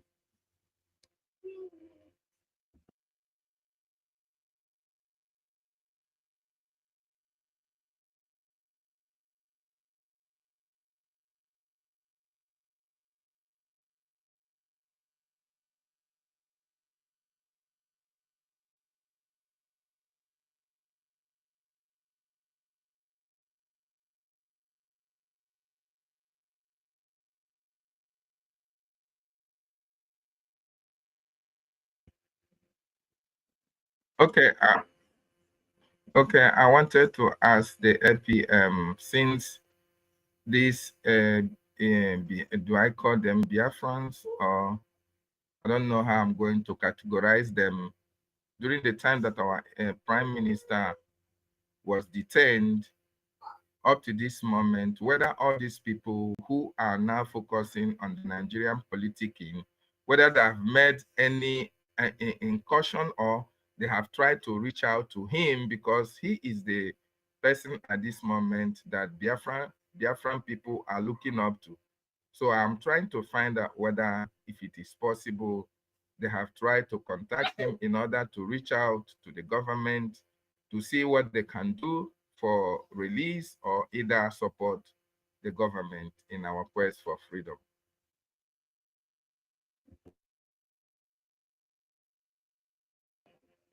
Both the veterans, both the WIC, Honorable and all Minister of of them. Information. Let me take, that's why I was furious earlier when I was speaking. Not that I'm speaking with anger, it's just with frustration of their fakeness. When our leader Nnamdi Kanu was here, all these people trying to champion the cause of Biafra, or Igbo people, or Ibibio people, or Ishekiri, or Urubu people, they're not. They are fake ass people. Our leader have tried to, we have meeting with them several times. They never contributed anything to assist the people of Biafra. These people are evil. They are evil. They are just using our leader for their political gain, to use it to buy favor from their paymaster, to use our leader to Biafran cause to cash out. We will not forgive them if they don't repent. It's not about the age. It's not about being the eldership or whatever. It's about who is fighting for the interests of Biafra people. It's about who wants Biafra freedom. It's about who is fighting to stop the light. It's about who is fighting to stop the terrorists from killing Biafra. It's about who is fighting for the interests of Biafra people, not about who want to be in a camera on a rise, running their mouth from morning to night, not about who want to go to channel news, talk from here to tomorrow. At the end of the day, they refuse to acknowledge the only way to our survival is to liberate Biafra land. That's what our leader, Nnamdi Kanu, believe. That's what our Prime Minister, Simon Ekpa, believe. That's what we Biafra believe. That's all we ask for. We want to live and let live. We want to be free. These fools don't even care to take the complaint to the highest level, to condemn the killing, to call the devil by name. That tells you they are not for us. And for them not to recognize Biafra Republic government in exile and the de facto in homeland, and they do forget that our activity is why we are still talking about our freedom. If we have been, if we have been silent the way the Nigerian terrorist state want us to, by now we know what would have happened. Our leader Mazina would have been frustrated just like was Ricky and give up. But we are giving him the breath for him to breathe for another day, having hope, believing that we will not retreat, we will not surrender. We have given ourselves to serve Biafra. That is why we are proud to be errand boy, errand man, errand woman, errand girl for Biafra. I am a proud errand boy, or you call me errand man for Biafra. I can go to any length, just like the Minister of Information and all you Biafrans that are serving in different capacity are ready to go to the extreme to make sure that we get our freedom. Thank you. Yeah, my last question, sir. My last question, sorry. Recently, there are some of these politicians, APC and PDP members, that we now know are part of the Democratic Party or the Republican Party, as the case may be. Please, I want you to understand that during the time our Prime Minister was here before the election, you know, the kind of, No, hold on, Mazison. Yeah, let's just finish. Thank you.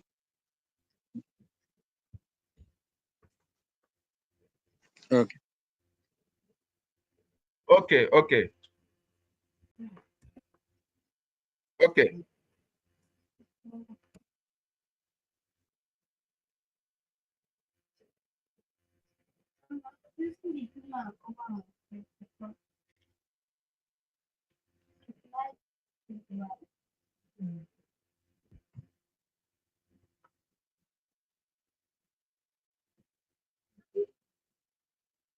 Okay, thank you so much. I'm trying to say about the electioneering campaign that is coming. You know, APC and PDP are Canada, like Canada said,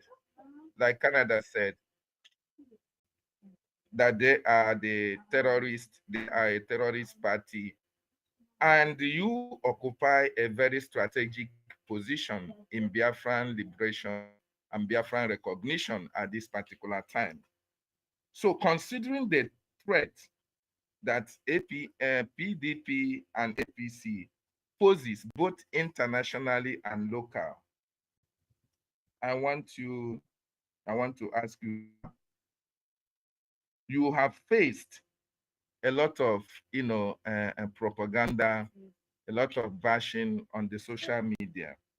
Do you look over your shoulder while you are working for the Biafran people, considering that all these people are also after your life, even while you are in the United States of America? Thank you. Thank you very much. What God have put in place, what He have ordained, everything happened for a reason. The same way they are after me, I'm after them too. So the same way they are come to try to kill us, if we buy us or kill us or annihilate us, the same way we will push them out of our land and liberate our land. So I'm not scared, I'm not moved. Actually, the more they do, the more harder, the more brutal. The more I will go harder. Can go to any length to deal with any saboteur, any evil person. As long as I'm fighting a just cause, as long as all I'm asking for is the freedom of Biafra people, for Biafra people to be free. Here in United States of America, they cherish freedom. Go to New York, they have the symbol of freedom and liberty. It's all about freedom. If you are not free in this planet Earth, you are worse than animal in the zoo. That's what we refer Nigeria as a zoo, because people in Nigeria are not free. They are in bondage. They can't speak. If you speak in that country, the government will arrest you, torture you, even from the local police. If you don't bribe them, nothing you do in that country without bribing and corruption. It's just a shithole place. So freedom, that's all we are fighting for. That's what we are crying, yearning for. We want to be free so we can have a better life, so we can have a place we call our home, our own. I was going through, I watched a lot of stuff on the media where this one of our own in Israel, when they were saying the reason they are fighting to make sure that they don't get kicked out or annihilate, chased out from the little territory, tiny percent of less than 2% in the Middle East where the Israel occupy now, is because they have nowhere else to go. If you chase the Israelites out of that territory, they cannot go to Syria and stay. They cannot go to Iran. Iran will roast them alive. They cannot even go to Lebanon, next door there. Syria will just, you see Jordan, you're talking about Egypt. If we Biafrans did not fight for our freedom, where will we go? We have no place. So that's why I'm not afraid. Actually, I'm stronger. I'm more serious, more brutal, in a way that if any saboteur, evil person come across my way, I will crush that person without looking back, because they have killed us too many. They have destroyed Biafra land. They have made Biafrans, a lot of Biafrans are so stupid, like Johannes and Ibuna, like all the elders with a red cap. All the chieftaincy in Biafra land are all useless chieftaincy. They don't know their right. They don't know the tradition. They destroy everything. They even make the Biafrans don't have respect like they used to. Are you talking about the World Igbo Congress that don't know? It's all about them. Are you talking about the American veterans? What have we achieved from them? What have they bring to the table? Nothing.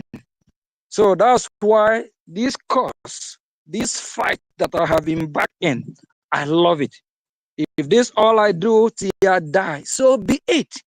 I will die joyfully singing praises to Chukwu Kabiama, the creator of the heaven and earth, knowing that I did what is right. I fought or fight a just cause, what is necessary to save the people of Biafra, to save humanity, to save God creation. Thank you. But whether if I'm afraid, hey, no, they should be afraid of me. Thank you. Honorable Minister of Information, please let me chip this in. Very, very important. Yeah, when we're starting, only do refer Nigeria to as a zoo. But now that we are here, Nigeria has gone beyond zoo. Nigeria is abattoir, a slaughtering house. I think this will make more sense to the people in America and other places where they cherish freedom. Nigeria is an abattoir. In Jos, there are a lot of killings in Benue, in Katsina, in Zamfara State, in Kano, wherever you go.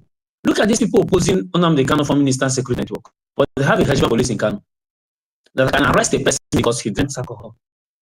They can go to hotels when it is raining to take advantage of the weather and start arresting a boy and a girl in the hotel and target immorality and whatever. They have their Hezbollah police in operation in the north, but they don't want to start a network in the east. So instead of that, to appreciate the fact that they can really save a lot of life, they brought in killer squads. First headed by Abba Kyari, the disgraced Abba Kyari. Abba Kyari and his team, down to this very present ones we have, has turned Nigeria into abattoir. And Musa is saying that every Nigerian should go and acquire martial arts skill so they can defend themselves. Can you use martial art? Ask Musa, Christopher Musa, as a soldier he is and he's a general. Ask him, can he use martial arts to defeat someone that is having AK-47? These are systematic, strategic way of annihilating indigenous people. The people that are coming to attack you are having guns, dangerous weapons, GPMG, LMG. They are having different kind of firing arms, even drone. They will be on air, on the land, attacking your village, slaughtering people. And the Musa is telling you to go and learn martial arts for self-defense. I think we have had enough of this. Nigeria should be referred to as an abattoir. It will be very, very important. Not zoo. Zoo is a glorified place. There is an alternative zoo. Lions are kept in a strategic place. The same thing with elephants, down to the lesser, including earthworm. You go to the zoo, you see the largest earthworm on earth. So zoo is well organized. Nigeria is an abattoir. Thank you very much.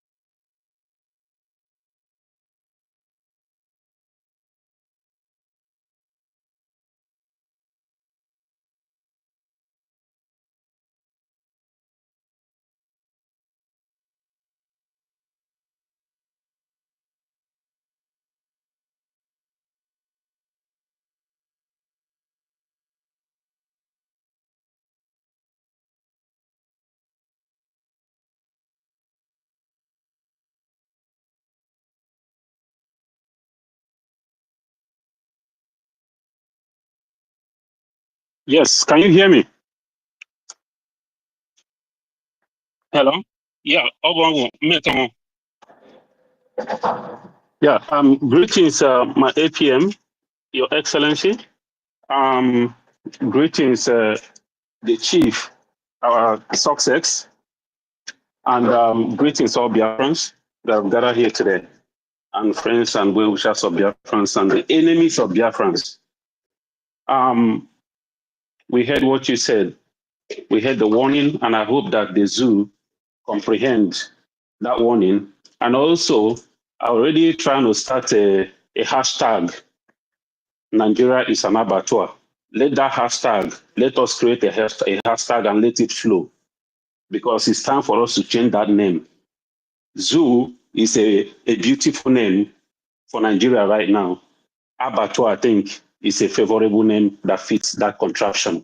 So, a few things I wanted to say.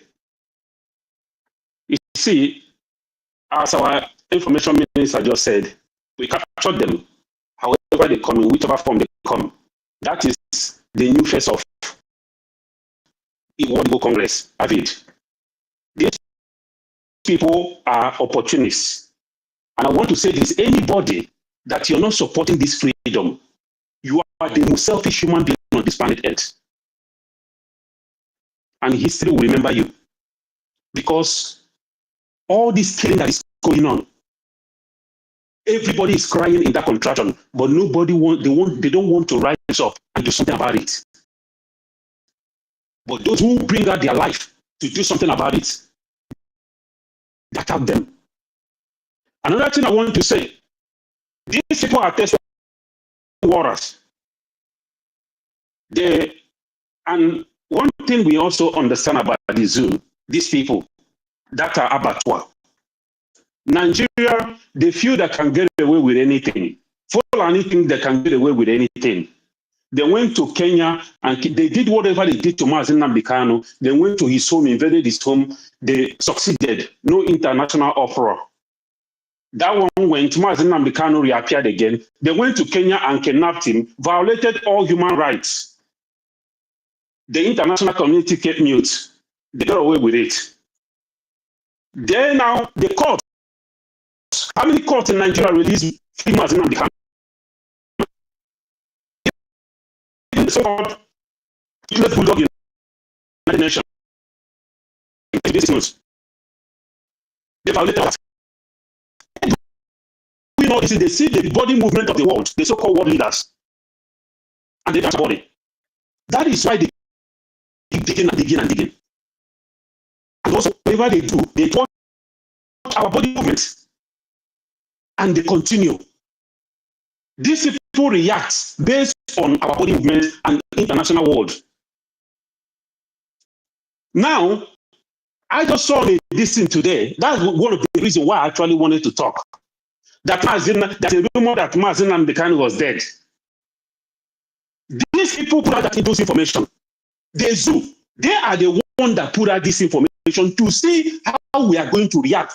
How do we do? Because they are itching to take his life. It's itching them to take his life because they see that they are losing ground. That the coming of the restoration of Biafra is at hand. They are trying to see however they can do to dampen our energy, our spirits, to kill our morale. Now they are throwing it out there to see the reaction. It is known that our APM, through the wisdom of Okike and our ancestors, have come out to give the warning today. If anything happens, just to reiterate what our APM said, I myself, I swear by my father's grave, I will buy one-way ticket back home. This is not going to be internet talk anymore. In fact, there's no need for that because they're not even going to try it. Another thing I want to say is this. Because we're not treated the way they're supposed to be treated. Right from 1967, you see, this project, Fulani project, started around 1900, early 1900. The infiltration of our land, the destruction and the complaint of our people started. That was when they started. Most of our people went to the north to go and do business. That is when they started to inflate it. Giving back to these people that are destroying our land right now. Even starting from our land, that's it. Plus, that project is now materializing. When the civil war took place, they used that opportunity, that genocide, to penetrate more, to plant more seeds in our land. That is what is materializing now. We never corrected that error. We never tell them, we never did what we're supposed to do. To let Fulani know, look, you can never penetrate us. If we had treated the traitors then, every traitor will keep, anybody that even think about it, betraying Biafra, they will think twice when they remember what happened to other traitors. But we never corrected it. That is why these people have the impetus to be doing this to us after we have lost over 5 million people. They had the guts. I mean, Igbos are one of the most richest black people in America here. American government knows that. Every other person knows that. And they'll be thinking, why are these people not helping their people to get their freedom? But what America and other people don't know that these people are tainted bloods. They are mixed blood. The original blood in Biafra is very few. All these people are mixed blood, tainted blood. But even with the few blood that is left, the few true blood that is left, we are going to stand our ground. And we are going to make sure that the kingdom of Okike is restored upon this planet Earth. We are not moving an inch. If more powers is needed, I will quit my job. I will leave everything behind. I will go back home because I would rather die in the land of Biafra than to be a coward in America. Thank you all. Thank you very much. Honorable Minister of Information, is COS here? Yeah, I think you have some things to, some words to say. Can you give him the mic, please? All right, thank you.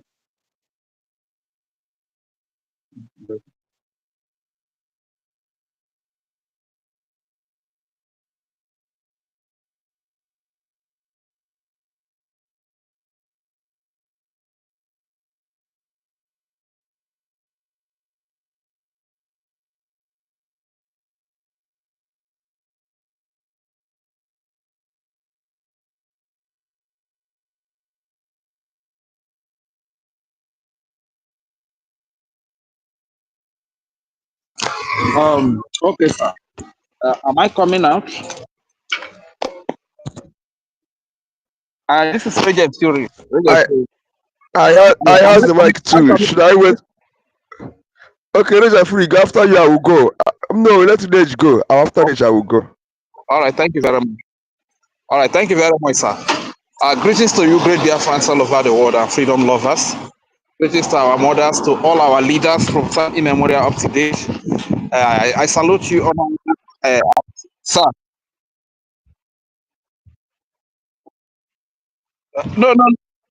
No, I've removed the earphone already. Is it okay like this? Okay, thank you very much. So I greet all our leaders, our Honorable APM, Your Excellency. I greet you from the Yoruba State of Biafra. I greet all our, and I use it as a point of contact to greet all our leaders, to the Prime Minister, our Mazi, Supreme Leader, Nnamdi Kanu, and to all the military.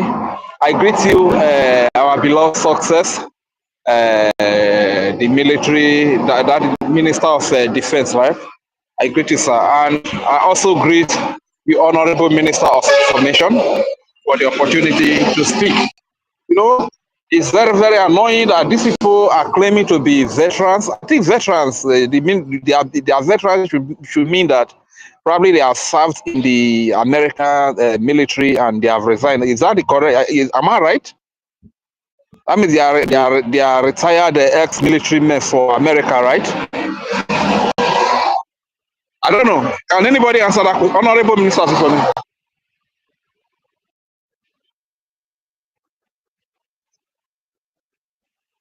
Okay, or maybe okay. When I get a quiet place, I'll call back. I will pick the. Okay, sir. All right.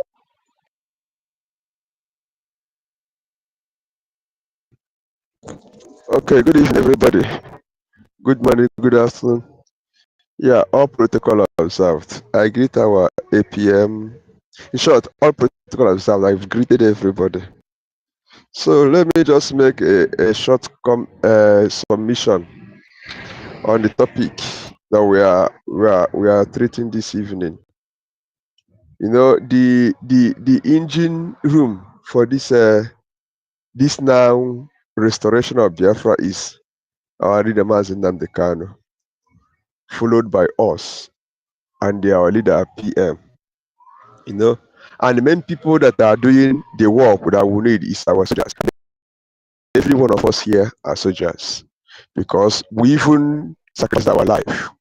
Most of us that all this is are pinching in our this thing. If we get small money, start in the bush.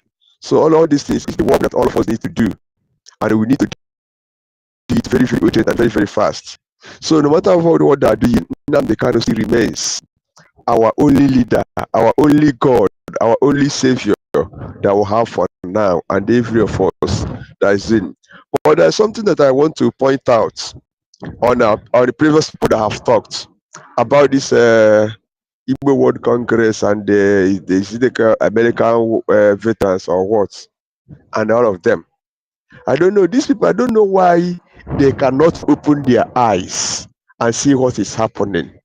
I don't know why our people are so like that we try to pretend that all is well with us while all is not well. That thing they are trying to chase, is it not for better that you are a prince and you are trying to become let me do like a good boy so that the crumb that are coming from my own same that I can benefit from it. If these people should know that they are the kings, why should they be doing all these things? Fly all the way from America to come and represent on the media that this okay now. I could remember when our leader was Nnamdi Kanu when he Igbo World Congress in this day. Because I was watching it that day live. He openly told them, "Give me arms, let me protect." That these people are coming. They are coming. They are coming. They said, "Yeah, no, you want to declare war." No. Then what is happening today? Now the same Igbo World Congress and the American this thing give billions of dollars to go and build church in Imo State. You look at how foolish our people are. Do you know that only that money they give to these people to build that church will do the miracle, the magic that we want in terms of equipping our men? But these people they reject it and they refuse it. Now see what these people are doing it about again. Today, about 4 hours ago, 5 hours ago, I go through the Facebook and saw what BBC was writing. That our brother, the gent, to say he will kill people of Ako. You know, see how now our own people that are used to our own. That's what I said. What is the problem of our people? Are we trying to play like we are good people to our enemies? It's people that you see, they will still kill you. Now you are talking that the gent to say he want to kill people of Ako. Now who is then killing people of Ako? Is it not the soldiers? The gent they don't even say that. Now BBC now change the narrative so that this thing will help this Nigerian soldier to come and burn the house and kill people. Say they want to protect the people of Ako. You saw these things, and I begin to say, who did these things to our people? Like our brother that finished saying, when Biafra comes, we are going to check the DNA of original Biafrans that remain. Because it is too much. We will see our people dying, and somebody is trying there to make their enemies to be say, I am this or that, to be a saint, to be a good boy. Why they are killing us every day? But I thank our people that still, because no matter anything, original Biafrans will still there. I thank our APM and other people that are doing, because the other day he speak, he said he vowed that this alliance of military hardware with Nigeria, it can never work. And it is one of all of us, we are seeing the result today. It can never work. Now they have dragged out Nigerian politicians out. Canada have said APC and PDP are terrorists. And all of us have to know what it means. APC and PDP, they're the only ruling party in Nigeria for now. Other ones are, it means that entirely that Nigerian as a government and everything concerning Nigeria is a terrorist state. And these people that are not here up on all these things just to come down and take a cheap political as a terrorist, and they want to come and do this. The only thing that you have to do to support your people, even if you're not doing it openly, you do it. There's a way to kill a rat. You do secret so that you will come out from all this. So we will all of us come out, we can only rejoice. I don't know, even if we are trying to preserve our future or to live a very good, better life. Is it when you stay in abroad, you cannot even come to your own home? You become afraid. See insecurity everywhere. But that place they are residing, everything is working. You can go out anytime you like and come out. Nobody will molest you. Nobody will disturb you. Eh? But our people are there misbehaving, being like fools. But me, I reject to be coward. I reject to be a fool. I reject to be a coward. Instead, if the wars come to wars, all of us are going to enter the battlefield. I hope that they have the agent here. They are hearing us. They think that everybody will be a saboteur. No. People that are attacking us saboteur, no, everybody cannot be a saboteur. There are some people that you will give money for them to reject their freedom. They will say no. I said, I begin to vow with it. For me to be alive and receive billions of dollars to sell my own, it is better I die this. And I'm speaking it, God. If any day I will stand and compromise for their let me die this night, let me not be alive till tomorrow morning. And as I said it, if war come to us, all of us will carry on because we are going to preserve our land. Look at what other people are doing. You don't know them are a king and you are behaving like a moron. Yeah? So, my brothers, I urge everybody, APM, continue your good work. We will support you 100 million times. We will support you. Even the little we are beginning, God will multiply it in a way that the way we're doing it, we don't even know. It will enlarge. It will be like a bread that passes into water that all over again that comes out. God will surely bless you. The only thing I will say, keep on your good work. I will not say God bless you. Let God give you more strength. So that at the end, the way we will finish all this race, hey, I can come and then bless you and say, you are a job well done. I will tell God bless you and everybody that will do it. Do it because the journey have not come to an end. It's trying that the journey is trying to become more difficulty. We have to put more resistance so that we can go to because if we fight this war and end halfway, my brother, our own is bye-bye. Because this what you are suffering today. I remember what Dimo Dimegujuku told these people. If you lose this war, you become slave forever. They say, no, Ojukwu, give us gun, give us machete. We must fight this. Ojukwu say, if you want to go to this war, if you lose, you become slave forever. Then what is happening today? Can we make that mistake and lose this war again? Our own is finished. So this thing I'm saying now, it is to have to ring to this ear of our saboteurs. Whether you are a saboteur, you are working for Nigeria or you are not. If we miss this opportunity, my brothers and sisters, our own is gone. Whether you support Biafra, you are not. Our own is gone. It is better all of us wake up. So let me keep it here. Maybe if I doesn't, I will still talk. Thank you very much. Ndewo.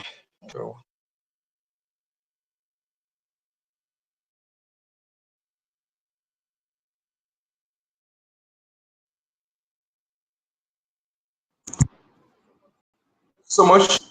Please, because of my situation here, let me make it faster. Thank you. All protocol observed. To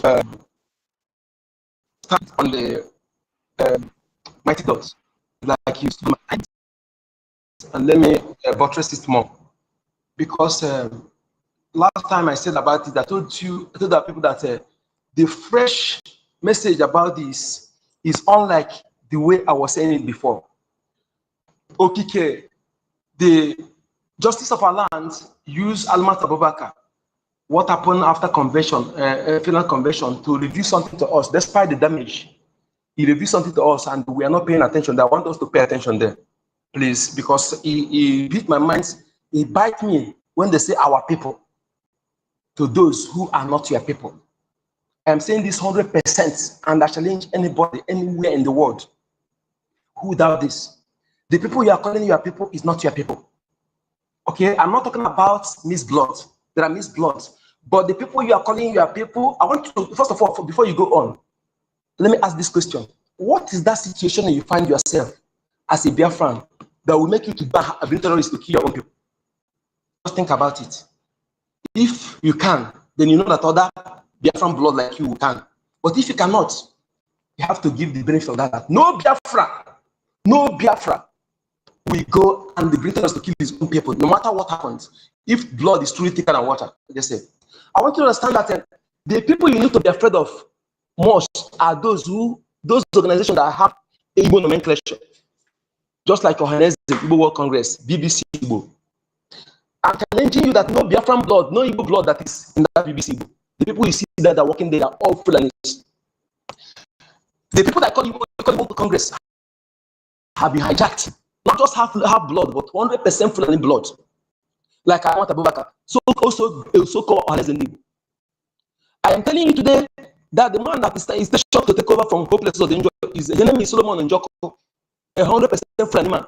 Just like the one that's stationed to take over from Soludo is the Alamat of Abubakar brother, 100% Fulani blood. Okay, this is what they have been. We are not paying attention.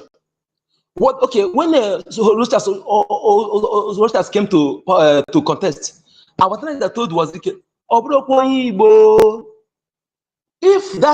if there are no people like him in the politics, they would have used that as a campaign message to disqualify him. But all of them kept mute because he was not alone. I want us to begin to analyze things. Okay? The people you are calling your own people, so you don't claim a fighting native doctor, but he came to desecrate our land to replicate what happened in 1904 before the amalgamation, when our holy city was attacked, desecrated. Soludo claim is fighting, and who are the people using to fight? Who are the people in Ibago? Who are the people in ABG? Who are the people in Udogashi? They are all the same foreign terrorists. Then they use the one born in Lawana to make their commander. Whenever they want to interview them, they bring them out to speak Igbo for you. Go to those Amawasa, those Law Panther. Where are those Fulanis that they born there that speak Igbo fluently in many places? Where are they?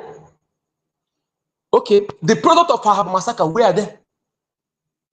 Those general pick multiple women, not one, not two. If you see any high rank officer in the military and police now, I challenge any person, 100%, I challenge the person. They are the same product. No true blood that is high rank in Nigerian military now. That is true blood, not just Igbo speaking, but the entire Biafra land. No true blood. They have actually forcefully retired the true blood or killed them. The people you have now are the same Fulani. When you see that they do, maybe you go to embassy, they employ people. They say this one is Igbo. He's not Igbo. He's Igbo by name and spoken tongue. It's the same Fulani they employ in the name of deploying an Igbo person. That is why you see how some of them will be hatched on you. Will be treating you. You're surprised. How can the Igbo person treating you like this? My people, let us work towards this. Let us create a demarcation. Because the people you are calling your people is not your people. The ancestors of the land that you need to have, say this louder. Louder. The Abaja, Idu, Isu, Nri, and Oru. These are three ancestors that came together to unite our people. The reason we answer is say whenever libation is made, and anywhere two pieces are tied, you are one of these people. You are one. You are Igbo. Whenever any place see them, they claim they are not Igbo. Those people are saying it, they are not Igbo. True. Oba of Benin planted their people in many places. Some were planted their own. Some of them were planted when we were not born. And when they are saying all this thing, if you join them to say the hand, you will be lost in that land because they know the importance of the spiritual aspect of it. When you deny the ancestors of the land, how can you inherit what you own by someone you denied? Please, my people, let us look into the spiritual aspect of what we're fighting more to know how far they have gone. Not only they planted them in religious leaders. Bishop Onega is not an Igbo man. Bishop Onega is not an Igbo man. I challenge him. Okay, they planted many of them and make sure that they occupy leadership. They use them to control the real ones. They use them to control the real ones to suppress you. Bishop Wananga is against IPOB, is against Nnamdi Kanu, is against our freedom, is against ESN. How can you tell me an Igbo man will do that? Even if he's being blackmailed, why can't they simply support what we're doing? Please let us call a spade, and so that we can be able to help the collective one praying us to know that the people they are looking up to, they are not the people they are calling them for. They are not Igbo people. They are not Biafrans. Thank you.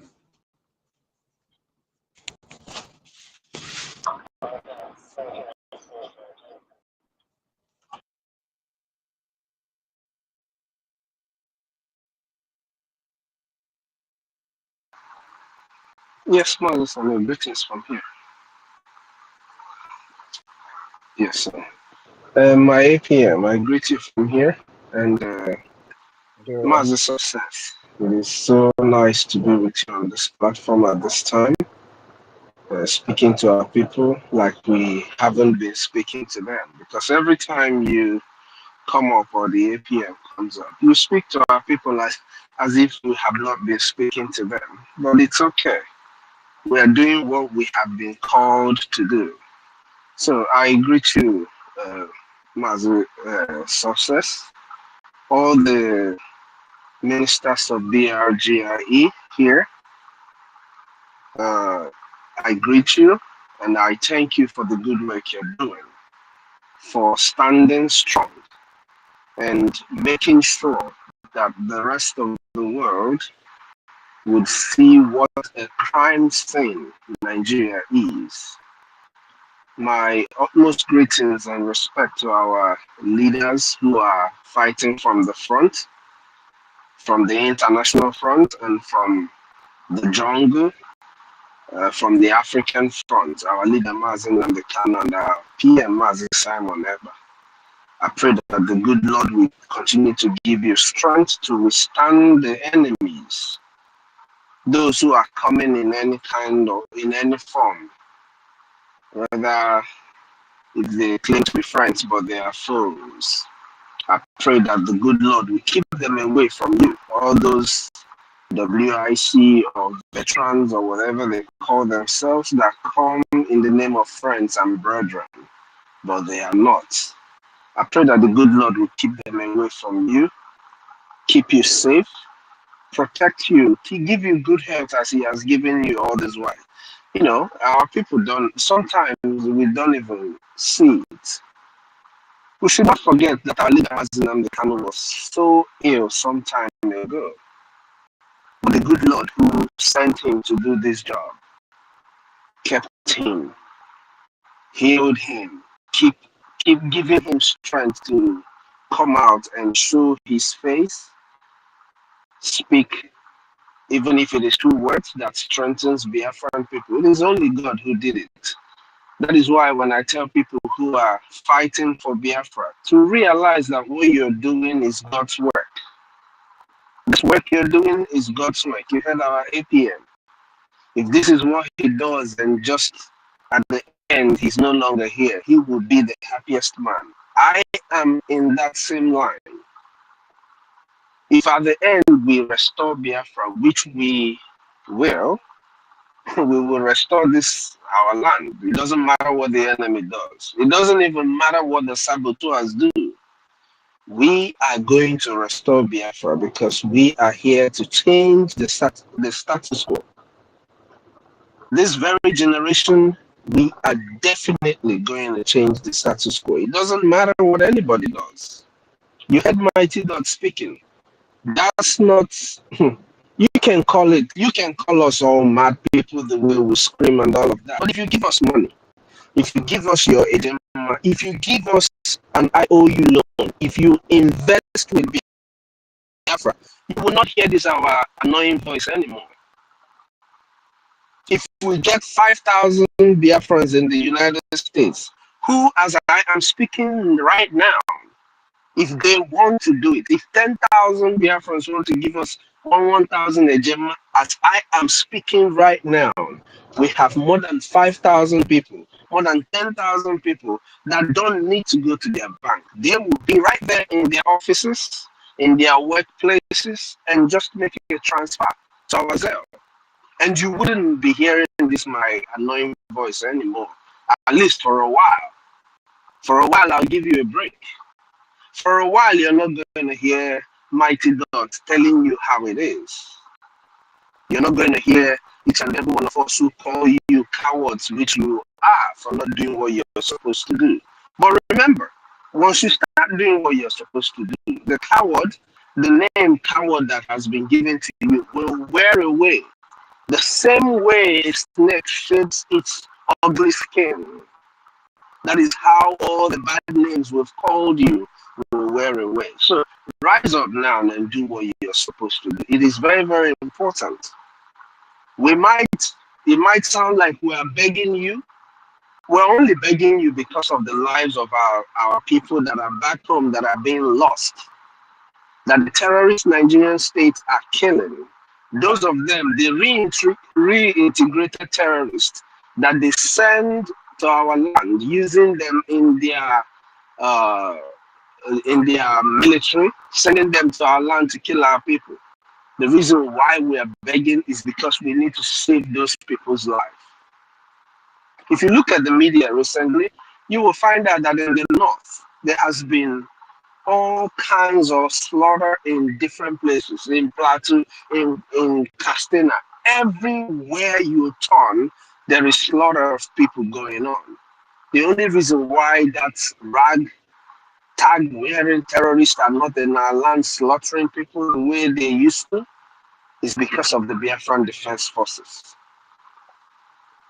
The reason why the terrorist Nigerian state, they are all their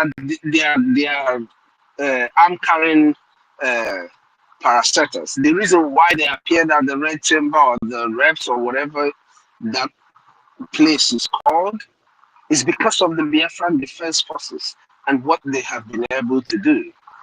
The way they have been able to show to each and every one of us, every Biafran, whether you are listening to us or not. I am sure you're listening to Nigerian news and you must have heard them. The reason why they appeared on those chambers is because of the Biafran Defense Forces and what they have done. The way they have dealt with these terrorists made all of that happen. Now, it is reliant on Biafrans, wherever you are, to realize that we are at war. Nobody's going, the Nigerian state is never going to tell you this. They will never come out and tell you, oh, is it true that you people are at war? Oh, I see that you are at war. They're not going to do that. With all that is going on, we are at war. After our redeclaration of our independence on the 2nd of December in Lahti, Finland, Nigerian state chose the latter option according to the ORB reports. Below that report, it makes it very clear that the Nigerian state will either choose to recognize the referendum, the self-referendum, that at that time had gathered over 30 million votes. That it is either they recognize that self-referendum or they will pick up arms and go to war with Biafra. They have not recognized our self-referendum, which is why we are still today on this space talking and screaming on the top of our voice that the international community should not just sanction Nigeria, but make sure that their politicians, those people in ADC or whatever they are called, whatever party that they run to, Labour Party or whatever, they will one time, if as a matter of fact, in the last election, either they were in APC or they were in PDP. So it's just Nigeria recycles terrorists. They are politicians, they are recycled terrorists from one party to the other. We call on the United States government, the United States Congress, to go further from just sanctioning the country, Nigeria, and sanction these evil politicians who caused all these deaths that you recognize today and have fled to your country, to the United States, or to any other place. Sanction them, prevent them from living the chaos that they have caused on the indigenous people, so that they will enjoy the evil that they have brought on the people. If you are a Biafran living in the United States, living in any place, any country in the world where you have the capacity to make money, please give us an IOU loan. I said it in the previous space, but I want to echo it again. Amongst all the investments that you would have made, investing with Biafra in your IOU loan will be the best investment you would have made. Not because you are going to get return, which you will. At the instance of us restoring our land and getting into Biafra, within 1 week that you provide, I'm sure our APM is going to even give a different time to this. But I'm just telling you that within 1 week that we are in Biafra, controlling our land, as long as you provide your certificate, your IOU loan with its full interest will be given to you, guaranteed. Why is this not just about the return of investment that you're making? Your IOU loan to the Biafra Republic government in exile and the de facto government in homeland will not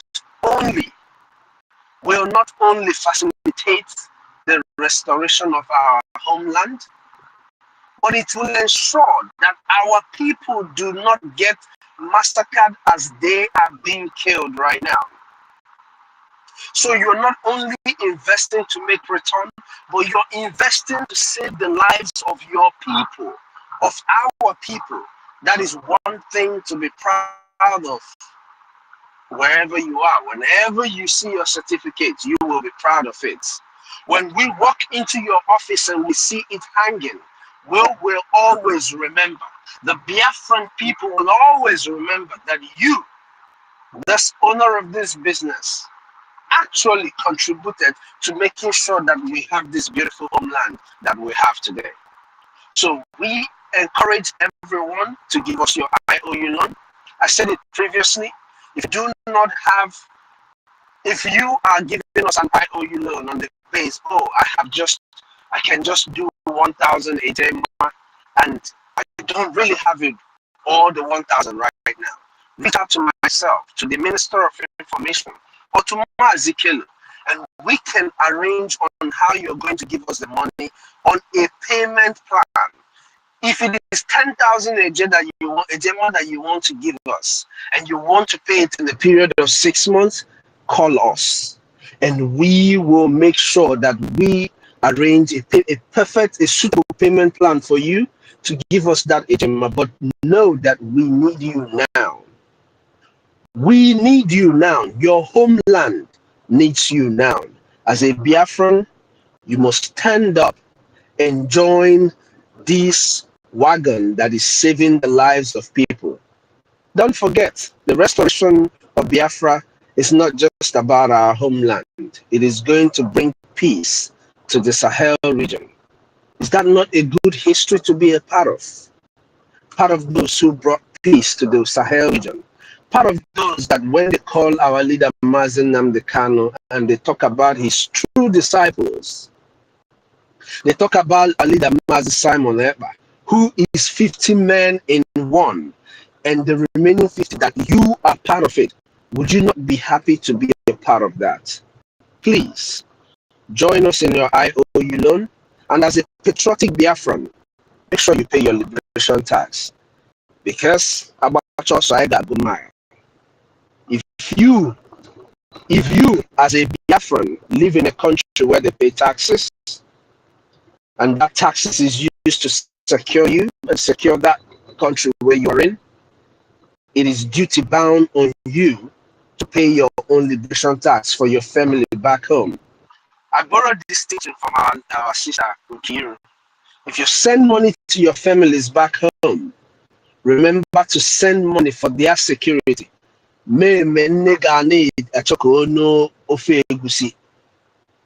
Ebe ọ na-agba ọsọ na ndị terrorist na-achụ ya ọsọ. Ọ kpọbiri ụkwụ daa nwụọ. Nni atụ ya n'ahịrị because nọ nọrọ in a safe place iri nni igori ya ka o rie. Use that as a pattern for yourself. As you're sending money to your families, you put money for their security. It is your duty to make sure that they are secure. You that is living in a secured land, it is your duty to provide security for your families back home. Darling, everyone, may God bless you all. Our media, I keep saying this, you guys, this media, Mazi Sonny, this your people, this media team here, which I am one of them too, you know. I'm lucky, you know. I am in so many places. This media, this Biafran media team, you are the best. You are the very best. Because of you, Nigeria is getting all the condemnation that it deserves. Because of Brgie, Nigeria is getting all the condemnation that it deserves. Because of our honorable Mazi Elias, our lobbyist, Nigerian government and Nigerian terrorist state are getting all the condemnation that they deserve. May God bless you all and give you the strength to continue doing what you're doing. And like I always say, please, as you pray, remember to put our APM in your prayers. Or the very, very important, because we are fighting against witches and wizards. I have said this over and over again. But Dalun everyone. They will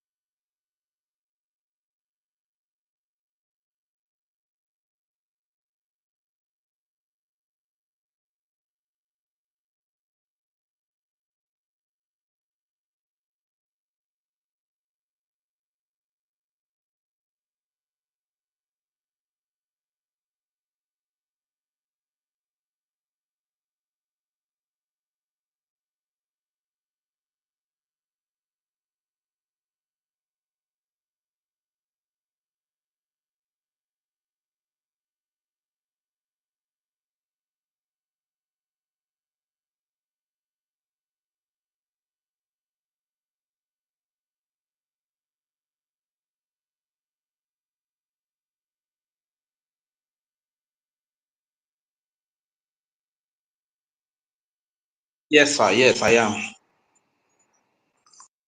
Okay, I hope I'm coming better this way. Oh, all right. Thank you very much, Honorable Minister of Information. I want to thank God that you did not say we should ask questions today, because ask question. I make our Prime Minister Simon Ekpa to appoint somebody behind Agujegbe to give him a heavy knock in case he asks a question. So thank you very much, sir. And greetings to you, our Honorable Acting Prime Minister, Your Excellency. Thank you for the work that you are doing for us. Like I said earlier, I'm using you as a point of contact to greet all our leaders from Dimo Dimebo Juku to this very present day. Thank you for all that you are doing for us. And to you, our dear success, thank you for what you are doing. Thank you for helping us send the message to the Biafra Defense Forces that Biafrans are grateful for what they are doing for us. And thank you for making a time to come and speak to your people today as well. To you, Honorable Minister of Information, you have been steadfast and consistent. You have been a source of courage and motivation to all Biafrans, and you are such a gift. Thank you so much, sir. And talking about the veteran, American veteran of the Igbo descent, I don't know what these veterans are. I believe they were formerly ex-servicemen, or they are ex-servicemen of the US Army, probably police, and all of that, right?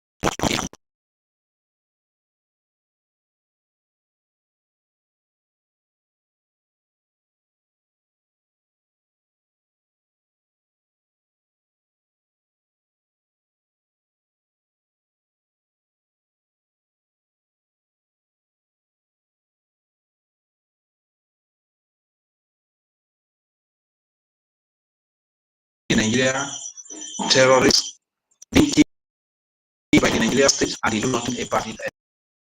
Today, they are coming to claim that they are a veteran of whatever nonsense they are.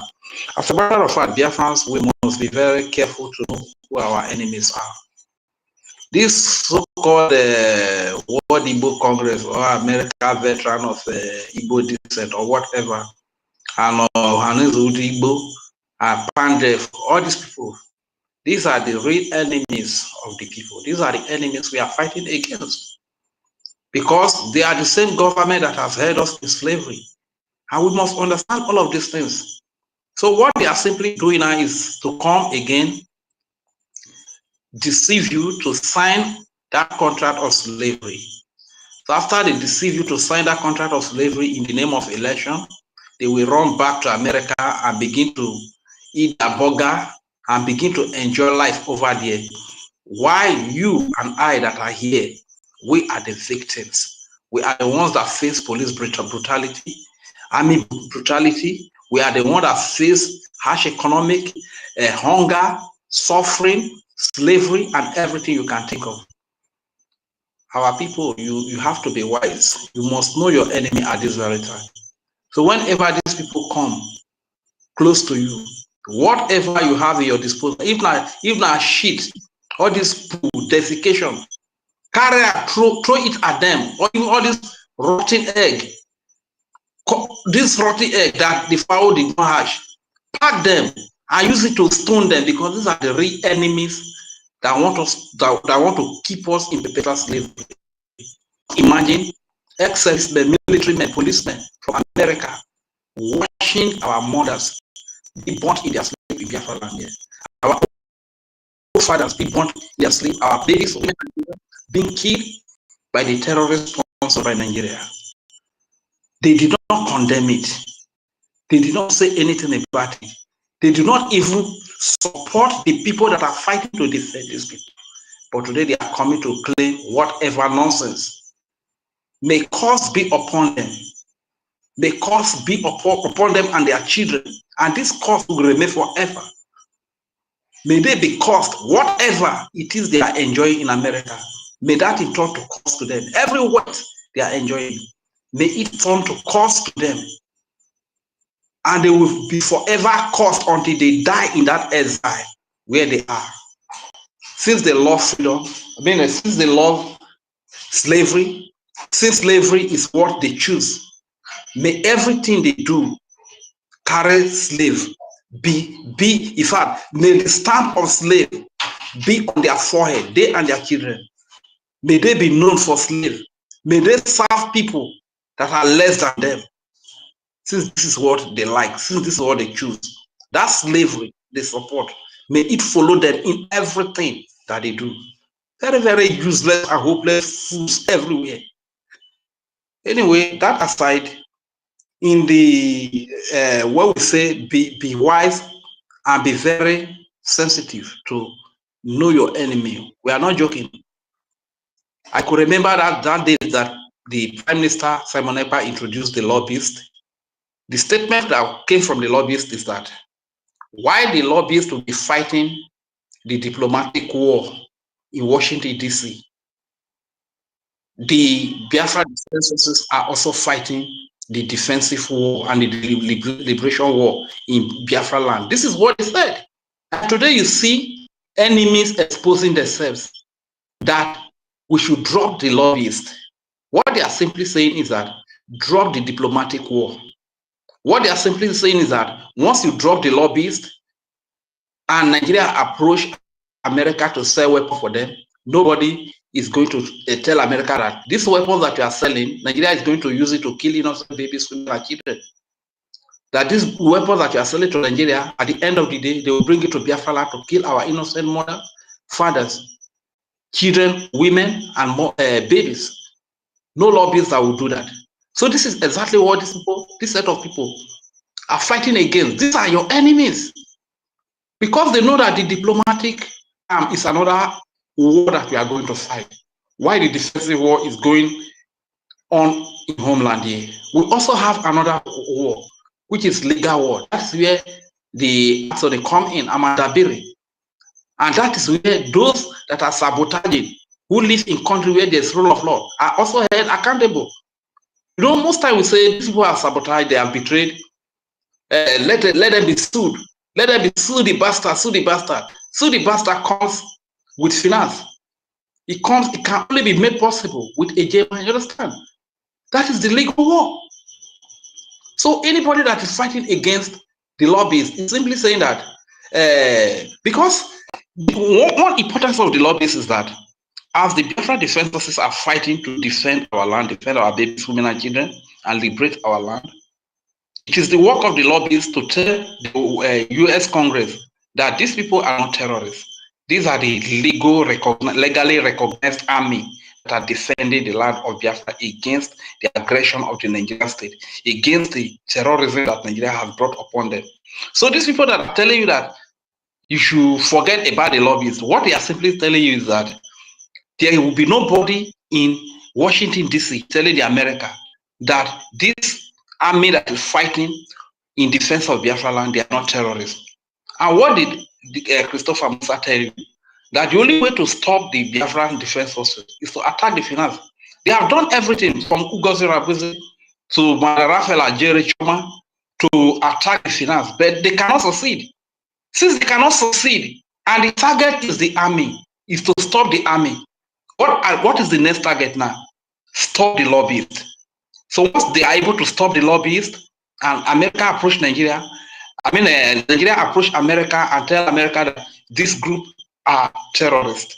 Before you know, America will tag them terrorists. That is another way of stopping the military. So my people, be wise enough to know who your enemy is. Be wise enough to know who your enemy is. This one that Madarafela Jairi is dancing acrobatic, disgracing himself up and down. It's an arch enemy, it's a major enemy. Anybody that is telling you that we should forget about the lobbyists, it's an arch enemy. He doesn't want the criminality of Nigeria to be presented in Washington, D.C. He doesn't want this to be presented in the U.S. Congress. This is what these people are fighting against because they are not happy that as a result of what the lobby. Do you think that it would have been easy for BRGIA to just approach Washington, D.C. without the lobbyists to give testimony? And today you are seeing the result of the sanction. Today you are seeing the result of everything that the BRGIA has done as a result of the lobbyists. So because of the fact that they know the BRGIA is exposing Nigeria in Washington, D.C. through the access given by the lobbyists, they are not happy about it. This is why they are fighting against it. That's why I've always told you that if Ojukwu has, during the time of our father, Ojukwu, they had the kind of lobbyists we have today, Biafra would have been a free nation today. So my dear people, be wise. Beware of who you listen to. Anybody that is fighting against the lobbyists is our arch enemy because they don't want us to have a voice in Washington, D.C. So when Nigeria approached Washington, D.C., that, okay, sell weapons for us. America will just sell weapons for Nigeria without any Biafran voice coming to tell them that when you sell this weapon, you will bring it to Biafra to kill our innocent babies, women, and children. This is the target of the people. And they also want American government to tag the BDM, the army that is defending our land, terrorists. That's into the tone of what the Chief of Defense Staff, Musa, told them. So my people, know your enemy. I dropped the mic here, and before I do that, I will still say, oh no memlero ne nove wo. Oh no memlero ne nove wo. Oh no memlero ne nove wo. Usiwo mufo mawe Biafra wo kapo. Ikwora kpo wene nuwe wo. Ikwe Biafra wene nuwe wo. Oh no memlero ne nuwe wo. Usiwo mufo mawe Biafra wo. Thank you very much. I yield the mic here. My name is Regent Fiorieke Udewo Wanchineke.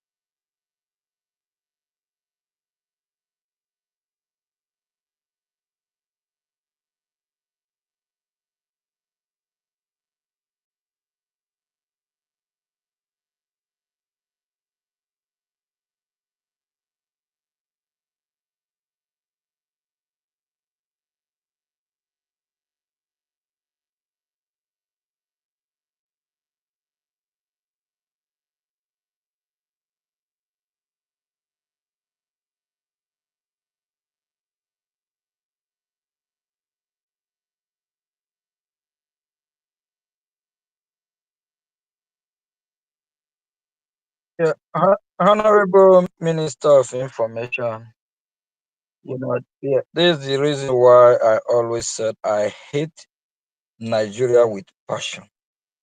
It's one of the most evil country on earth. This useless man called the Nigerian defense chief, being one of the head of the terrorists, the same terrorists that this man is feeding will bite him. The same terrorists that he's working with will also be the terrorists that we send him to his grave. This fool was saying that the DSS, they are tracking politicians financing terrorism. And you ask question, the vice president of this useless country that this man here is acting as a defense chief, the vice president of Nigeria is a terrorist. So why don't they start from first dealing with Tinubu and the vice president?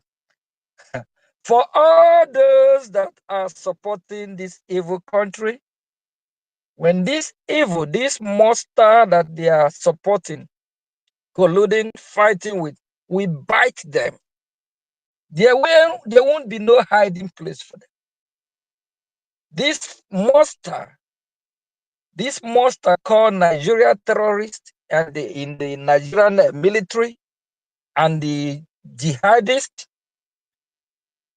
when they will turn around, they will still be the same one that will bite all these fools. Have you seen where a country that have a terrorist as head of state, being the head of the terrorist, and the defense chief of the military of the same country saying they are tracking the politicians that are financing the terrorism? Why they have the head of the terrorist being the head of the country? I feel sorry and pity for any country working with this useless country called Nigeria, because whatever the same bird of the same feather flies together. Whatever that will happen to Nigeria, any country that is working with Nigeria will partake of it directly or indirectly, one way or the other. It might not be now, it might be in due time. It might be in due time, because whoever supports evil, knowing that whatever they are doing is evil, that evil will also be their portion. From South America here, recently we see how aggressive United States of America is towards this country called Nigeria. It's come expired country. The annoying part is that Nigeria have expired from 1914, do the math, to 2014. It's 100 years. Nigeria have expired. It's expired country. There's no country called Nigeria. All these professors, all these intellectuals, I don't know why they don't know that Nigeria have expired. And there's no matter what you do, you cannot resurrect it. You cannot validate it. Two great powerful countries from South America condemn Nigeria, America and Canada. Why you still have some like fools to be on this criminal and they try to do whatever they can talking about Nigeria? What Nigeria are you talking about? A failed state. A state that cannot provide for us. Nothing is working. Nothing is working. A country that have over 8 different groups of terrorists. Boko Haram, Asha, Okaya, and I believe Ebola is a country will be part of. Is it a country you want to tell me that Biafrans will be part of? Hell no. We are not Nigerians. We can never be. Not now, not tomorrow, not anytime. My forefathers, our forefathers are not Nigerians. 140, 50, 60 years ago, we are not Nigerians. I don't know why it's so difficult for some to understand that we are not Nigerians. We can never be. And all these saboteurs, all these whoever working against Biafra, we have counted them as our enemy. We'll start writing their name, document, have a document where we'll list or compile all their names. We will deal with them. It's a promise. They cannot go scot-free after killing Biafrans, after bringing these terrorists to set our houses ablaze, burn our mother, our children, our uncle, brothers alive, bomb Biafra land, harvest our organ, rape our sisters, mother, even rape the cattle, goat, whatever you have. There is no hiding place for a wicked. If we don't get hold of them now, in near future we will. But as far as this journey we have embarked on, we are progressing. I can't wait till next month. Next month we'll be having some good, great news coming from Washington. And we also believe that Finland will let our Prime Minister go. We release him. And our leader, Nnamdi Kanu, he will be released as well. All these are connected. They're trying to see what the outcome will be from Finland. Then maybe the Nigerian government will just know what they will do. They will fail. They need to release these two great leaders. But if anything happened to our leader, Nnamdi Kanu, charity begins at home. All these evil saboteurs that start from home to cause this problem, we will deal with all of them. They better leave Biafra villages. If any of them is from Umpo, leave Umpo. If any of them from any village from Omwa, leave Omwa. Go to Sokoto, Zamfara. Anyone from Newi village that is a Sabo, leave Newi. You don't belong to Newi. Leave.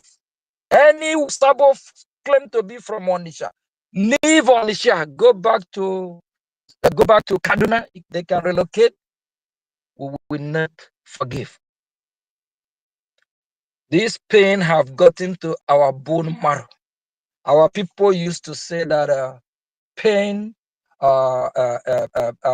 brotherly pain, or when a brother is hurt badly, it don't get to your bone marrow. These have gotten to that bone marrow that we can't forgive unless all these evildoers repent, embrace the truth, do the right thing, correct all their mistakes, for Biafra land to forgive them and we Biafrans to forgive them, and for we to accept them back to Biafran society or Biafran community. If they don't do that, we will not forgive. And I believe Chukwu Okike Abiam, our God, Jehovah God, will forgive us for not forgiving them, because we have been hurt, we have been massacred, they have killed us in number. Enough is enough. For over 20 years, they have taken us for a ride. Till now, enough is enough. Please, Honorable Minister of Information, I think we have a few hounds. After that, we might be wrapping up. But at the same time, heaven help those that help themselves. The COS spoke earlier and he emphasized on the need for us to fund our freedom. We have to fund it. All these fools like Wadibo, whatever, that don't want to help us, heaven help those that help themselves. We need to help ourselves. We have to fund our freedom. If we don't do it, out on Zeribedem, they are not showing up. Enos on them, they are not showing up yet. Enos on all these millionaires, billionaires from Biafra land, do they think if we allow the Fulani to overrun our land, they will take over all their business, even chase them out of their home? They will go to their home and collect the key from them, chase them out, kill them as well. Please, let's fund our freedom. And it's true, we're still having some challenges because they are fighting us anyhow they can for us not to fund our freedom. Please, if you have any problem in trying to make donation for the great cause to save Biafra people life, contact Minister of Information or your rep or your coordinator on way forward. Thank you very much.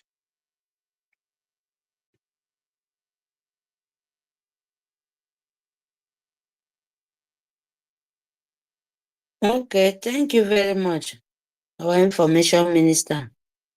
Good evening, our APM. Good evening, Information Minister. Good evening, David. Good evening, everyone here, Mr. Snow. We are so many here. Good evening. Yes, we have not so much time. I just want to talk few for the topic. Our APM is already set all, so we have not much to say. Biafrans. So the topic, Nnamdi Kanu plus Biafrans, Army and Brgie APM drag APC PDP politician out. Yes, this topic just, this our APM, letting the whole world, know what Nigeria is. Believe me, this drag me in, drag me in to me to say my topic. Please, it's not only APC or PDP, it's only in Nigeria. He dragged the whole world to come out to attention to what is going on, what Nigeria caused for Biafra, the genocide of Biafra. So this topic, I may be sorry, please, my people, Information Minister, APM, maybe I will understand in different way, because you have to drag the whole world to know, understand, no matter how they pretend, or what they think, they don't know, but they know more. That is why he's giving you this tough time to you to walk in everywhere, begging, not begging, telling Biafra, please come out and do the right thing. Our leader, Nnamdi Kanu, said to us, come out and do the right thing. At least $1. Imagine $1 or €1 or whatever money you have, because different currency in this white world. Bring it out. It's difficult. It makes them your own life. What people are begging is for your own good. Not that they don't know. My own painful thing is that they will think they don't know. They know about it. It's only greediness. APM, please continue. Let the whole world table the matter, drag them. They must remember the children, them they know as the big topic of Biafra genocide war. No, yeah, hungry. The people, they hungry, but it's not hungry in their own way, because they know themselves. When you think hungry, you fund, but the funding, it did not reach the children, it did not reach the nation. So what are you thinking about? What do you say? In this time, those few of those children survive, and now they still yearning for Biafra, crying for Biafra, say, this is my land, this is my nation, this is my life. So sometimes it makes me, think this is from international world, because they know they even fund the Biafran children. So for our own people, I don't just want to, because they know who we are. Yes, what they passed through, their own was even, easy. Why they think we don't understand ourselves, we don't reason, We don't even, like before, calling Africa some kind of names. If you think about it, what happened now, for my own side, I'm talking about my own understanding, so that people will think about it. When you think they call those names and the way you understand life, believe me, it's very, very painful. And right now, what we are passing through, because you're suffering. In Africa, your mother, even you're in Europe, even you have everything you want in this world, you're suffering. Because your nation, you built your mother, your father, if he's still alive, or your uncle, if you're caring for them, you're in Europe. The money in Europe, you're not enjoying in Europe, you're sending it out in Nigerian government for Nigerian nation or whatever. Who is gaining from you? Who is using you? You're working in Europe, and the money you cannot use it, you cannot even use it and buy. People living in Nigeria, your uncle, they say where you're living, the same example, the same life you're having, and you have more than them. The Nigeria call name, I'm talking about in form of Nigeria, because when you send it in the name of you are in Nigeria. If a Biafra, very difficult, a Biafra man to say, oh, I'm a Biafra. Sorry to say this, oh, you know. So why am I saying this? Our APM need to drag the whole world, because this name of APC,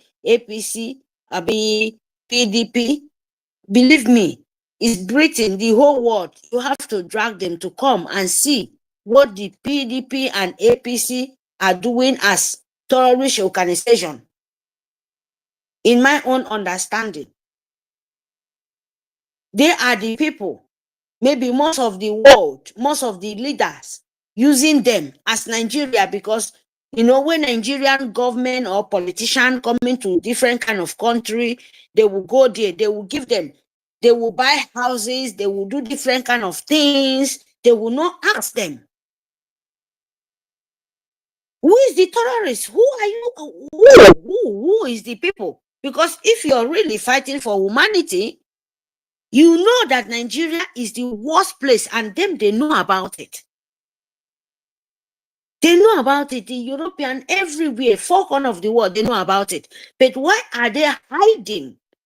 Why are they accepting them, the children and the politician and the government and the president? And these people are the terrible people in the whole world.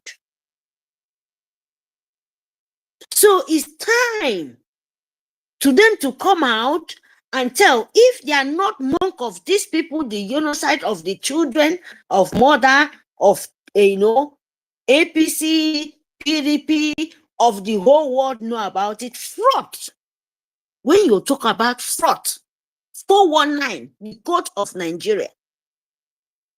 How can you go to somewhere and you present yourself as a country or Nigeria, then you don't have means of life? Imagine a hospital. Let the European or the America or whosoever, the whole world talking about the politician, where are they treating themselves? All of them going to APC, PDP, all of them. They are going to Europe. They are going to China. They are going to India to treat themselves. And the white world know about it. And why can't they ask them questions? Why do you run out in your own country not to take care of yourself? No hospital, no, a lot of things. From this APC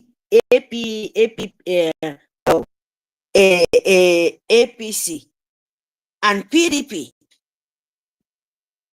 the ruler of the new world slavery. Sir, APM, this word of PDP,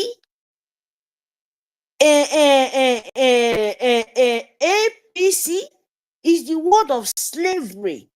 New world satanic, demonic of Nigeria, genocide of Bushman Danfodio legacy. That's what they are playing right now. So the whole world who know the genocide of Biafra, if they talk about as you want to drag, you have to tell them too, the whole world, not this the APC and PDP is the agent of the main root.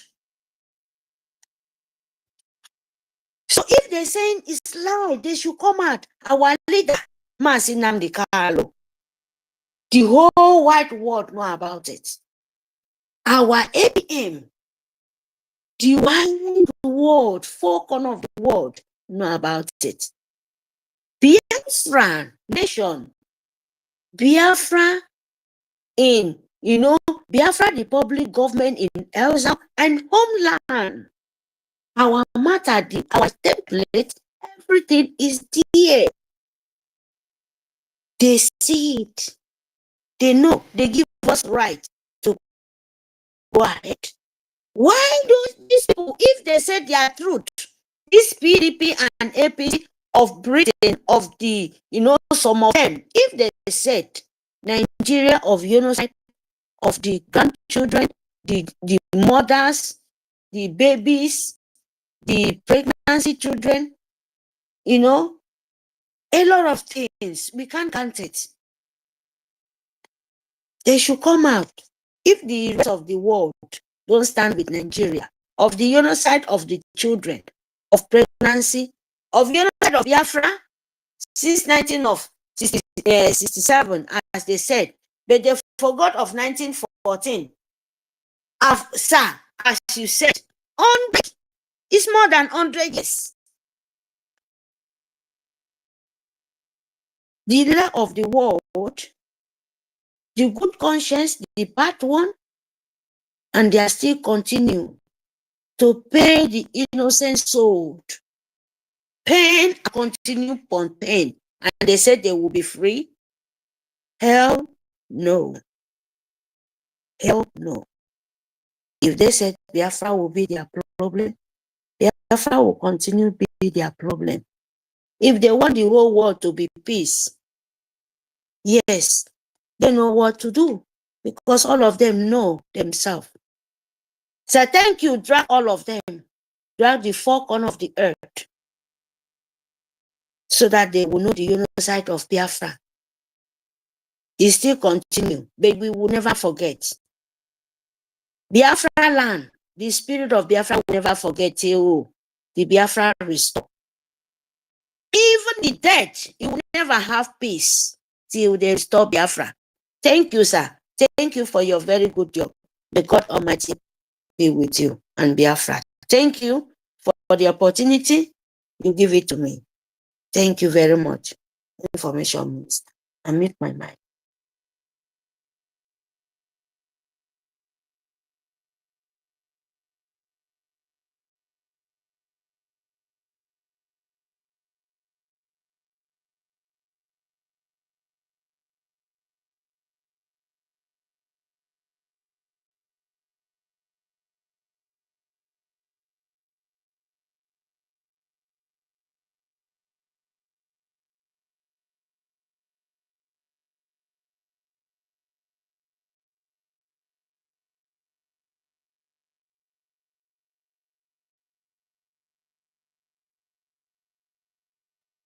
Yeah, thank you so much.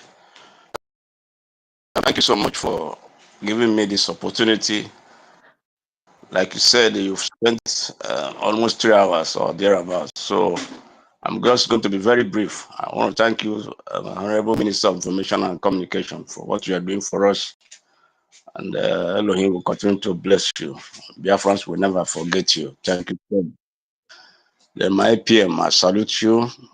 You are the man of the moment. The mantle has fallen on you, and you are living up to expectation. I want to salute you from the very depth of my heart. I salute you so much. I appreciate you for your strong stand and your strong voice. I echo your warning to Nigeria. Nothing must happen to our supreme leader. Nothing must happen to Nnamdi Kanu. destroying Nigeria is not a difficult thing. So they must be aware of that. So nothing must happen to Nnamdi Kanu. They have gone all the way to Kenya to commit the offense. They commit international offense. So nothing must happen to him. I join your voice to echo it and echo it again. Nigeria, be warned. If anything happens to our leader to destroy Nigeria, it's not difficult. It's not difficult. So, and none of you shall go free. Thank you so much. I want to thank the Canadian court for designating APC and PDP as terrorist organization. And I want to warn all the politicians who are still in APC and PDP. You should know that as far as we are concerned, as far as Canada is concerned, you are all terrorists. And so it is, and so it will continue to be. You think the world is not seeing what you are doing, all the atrocities you've been committing, and you have a slogan that anyone that joins APC, all his sins will be forgiven. The world is watching you. They are looking at you. They know you more than you know yourself. So once again, I thank the Canadian court for taking that bold step. And also in the Washington, we are seeing the U.S. is on daily basis tightening the news against Nigeria. On daily basis, we keep hearing elements of sanctions. So the sanctions have begun. We may think it may just come back. No. They are taking it one after the other. It's already started. We see it on daily basis. News coming from Washington. Decisions of a U.S. government, and the way they are lashing on Nigeria. So this is ongoing. Like you always say it's a process. So it has started. So your work and the work of our lobbies is yielding fruits. We are seeing it. So I salute you immensely for all you do for us. And I want to salute our Mazi Success, our Honorable Minister, the Joint Chief of Staff Chairman. I salute you for coming to brief us. And we love you for what you are doing. And please extend our greetings to our military men, our Biafran Defense Forces, for all they do, for risking their lives. And we have learned that some of them have been there right from when we had ECN. It's been a long time, since 2017. They've been there in the bush. So please extend our greetings to them.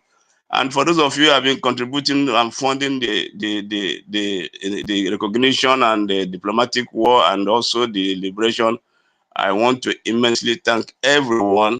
And like we have been reiterated this evening, please, all we need now is money. All we need now is money. Whoever is going to do it, and nobody is coming to do it for us. It is we are going to do it. So Biafrans everywhere, please, let's do all we can do to finance our liberation. And for those who are calling themselves veterans, it bothers me because one of the hallmark of a veteran is the love for the land, for his nation, and for the people. The love for your people, the freedom of your people, the well-being of your people, your nation, the love you have for them. That's the driving force. You are passionate about safety and freedom of your people, of your nation. So if any one of you is coming to take advantage of the fact that our leader is in prison, and then you want to score political benefits, well, I am so happy that these are the days of internet and the social media. So every of your steps, every of your utterances, we are recording them. Whatever you call yourself, whether it's Igbo, whatever, whether it's Johannes, whoever you think you are, we have from now onward, going forward, whoever has come to campaign for Nigeria to come to another country, which is Biafra land, to conduct an election, any election, we will treat you as a terrorist, because Nigeria is a terrorist country, and whoever campaigns or advocates that Nigeria should come trespass and come to Biafra land to conduct election, we shall treat you as a terrorist, which you are. So whoever you are, be warned. There will be no election in Biafra land. Don't come from another nation to come and conduct a nation of another nation. It's never had. We will not allow it. So let that be a warning. That should be taken very, very seriously. Salute everyone here. I see everyone. I see Hardcore. I see many of you. Mr. Snow, I salute you, our COS. I'm expecting your call. Everyone, I say, may Elohim continue to bless every one of you. And we are winning. And say, airborne. Thank you so much for this opportunity.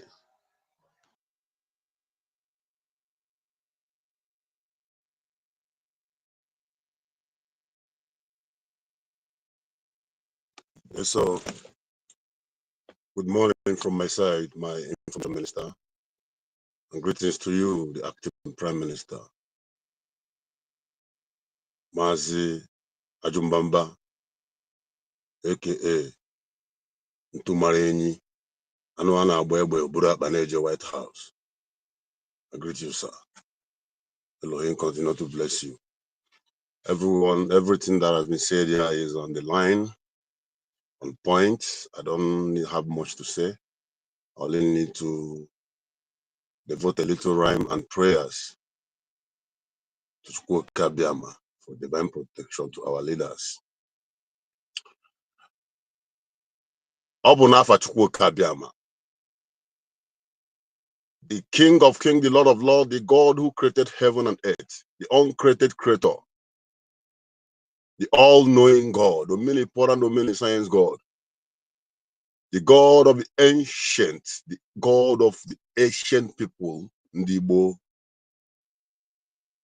You are the lily of the valley.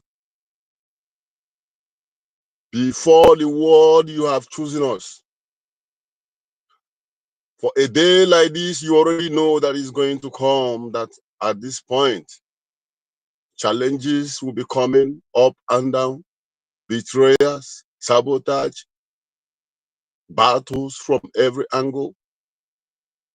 That is why you prepare the kind of men who are piloting the affair in this moment.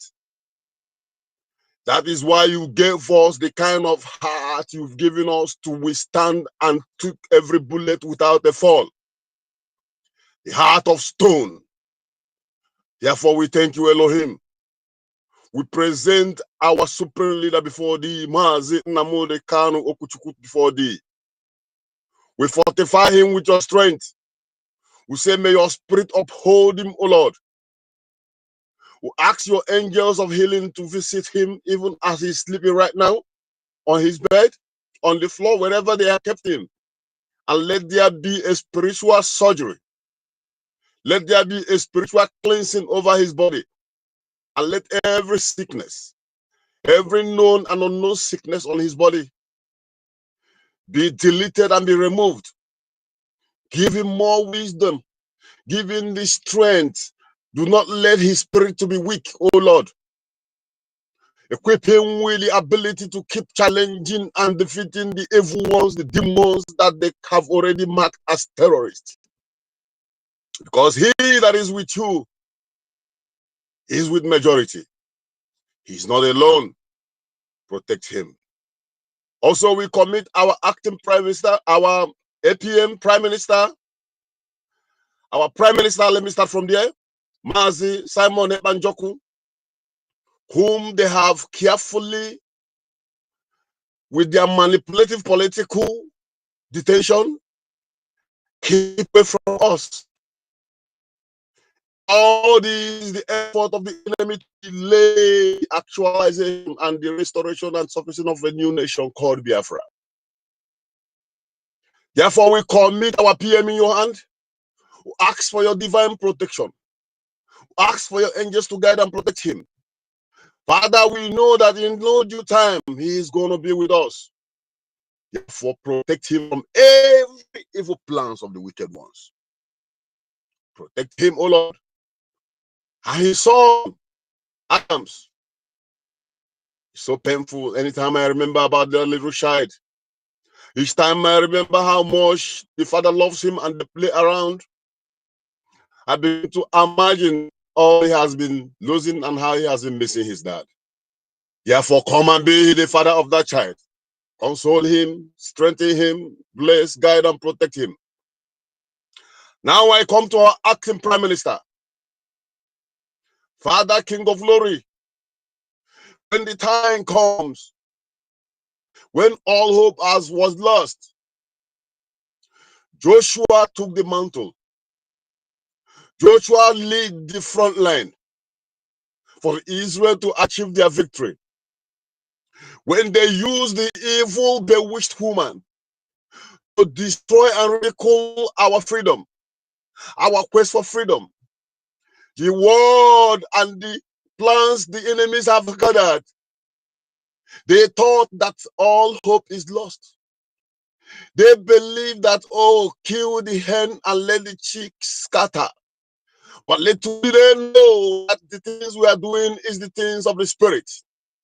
Now the spirit of Biafra, the spirit of leadership, the spirit of Ekumeku has possessed our acting Prime Minister. Therefore, I ask the Almighty God to continue giving him a stone of heart, a stone that never glitch, nor blink for a minute. Giving the strength to confront the enemy face to face. Giving the power to stand on the truth and move with the truth. Give him more wisdom in everything he does. I commit our military, our soldiers into the hand, Biafra Liberation Forces. I commit them in your mighty able hand. Igwe Butuzo and his children and every other commanders. They are in your hand. For as mountains surround Jerusalem, so is your power surrounding the land of Biafra. With the little they are doing, oh Lord, the braveness and the strength they are using, oh Lord, the enemies are shivering. We ask that you protect them. We ask that we are not going to lose any one of them until Biafra comes. The enemies will fall before them. For your word say that 1,000 will fall on my side and 10,000 will fall on my right side, that none of them will be close to me. So it is upon our BLAs.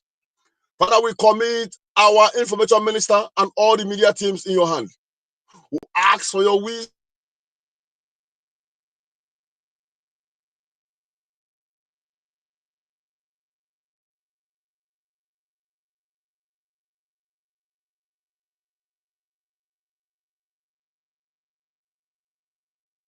In their heart, knowing fully well that Almighty has blessed them with a J and a Gemma.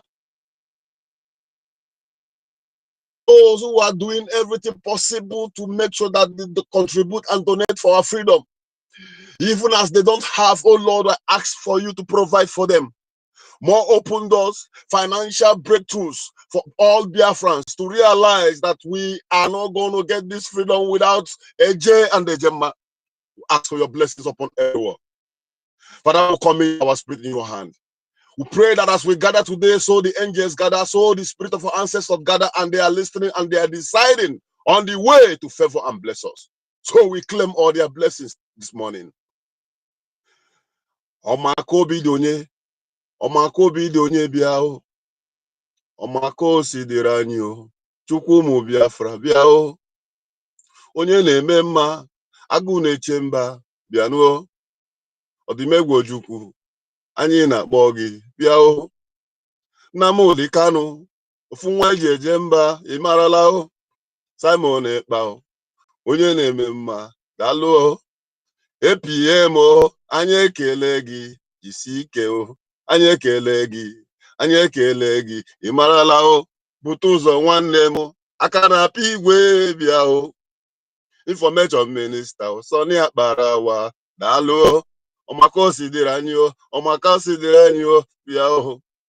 Yeri obale, yeri obale, oh, yeri obale, ogenkere abao, yeri obale, yao. We pray and we stand and we believe that as we have said it, so shall it be in Eke, so shall it be in Orie, so shall it be in Afo, so shall it be in Nkwo, in the name of Chukwokike Abiama. He said, airborne, airborne, airborne. All must hail Biafra. Thank you, my people, and remain blessed.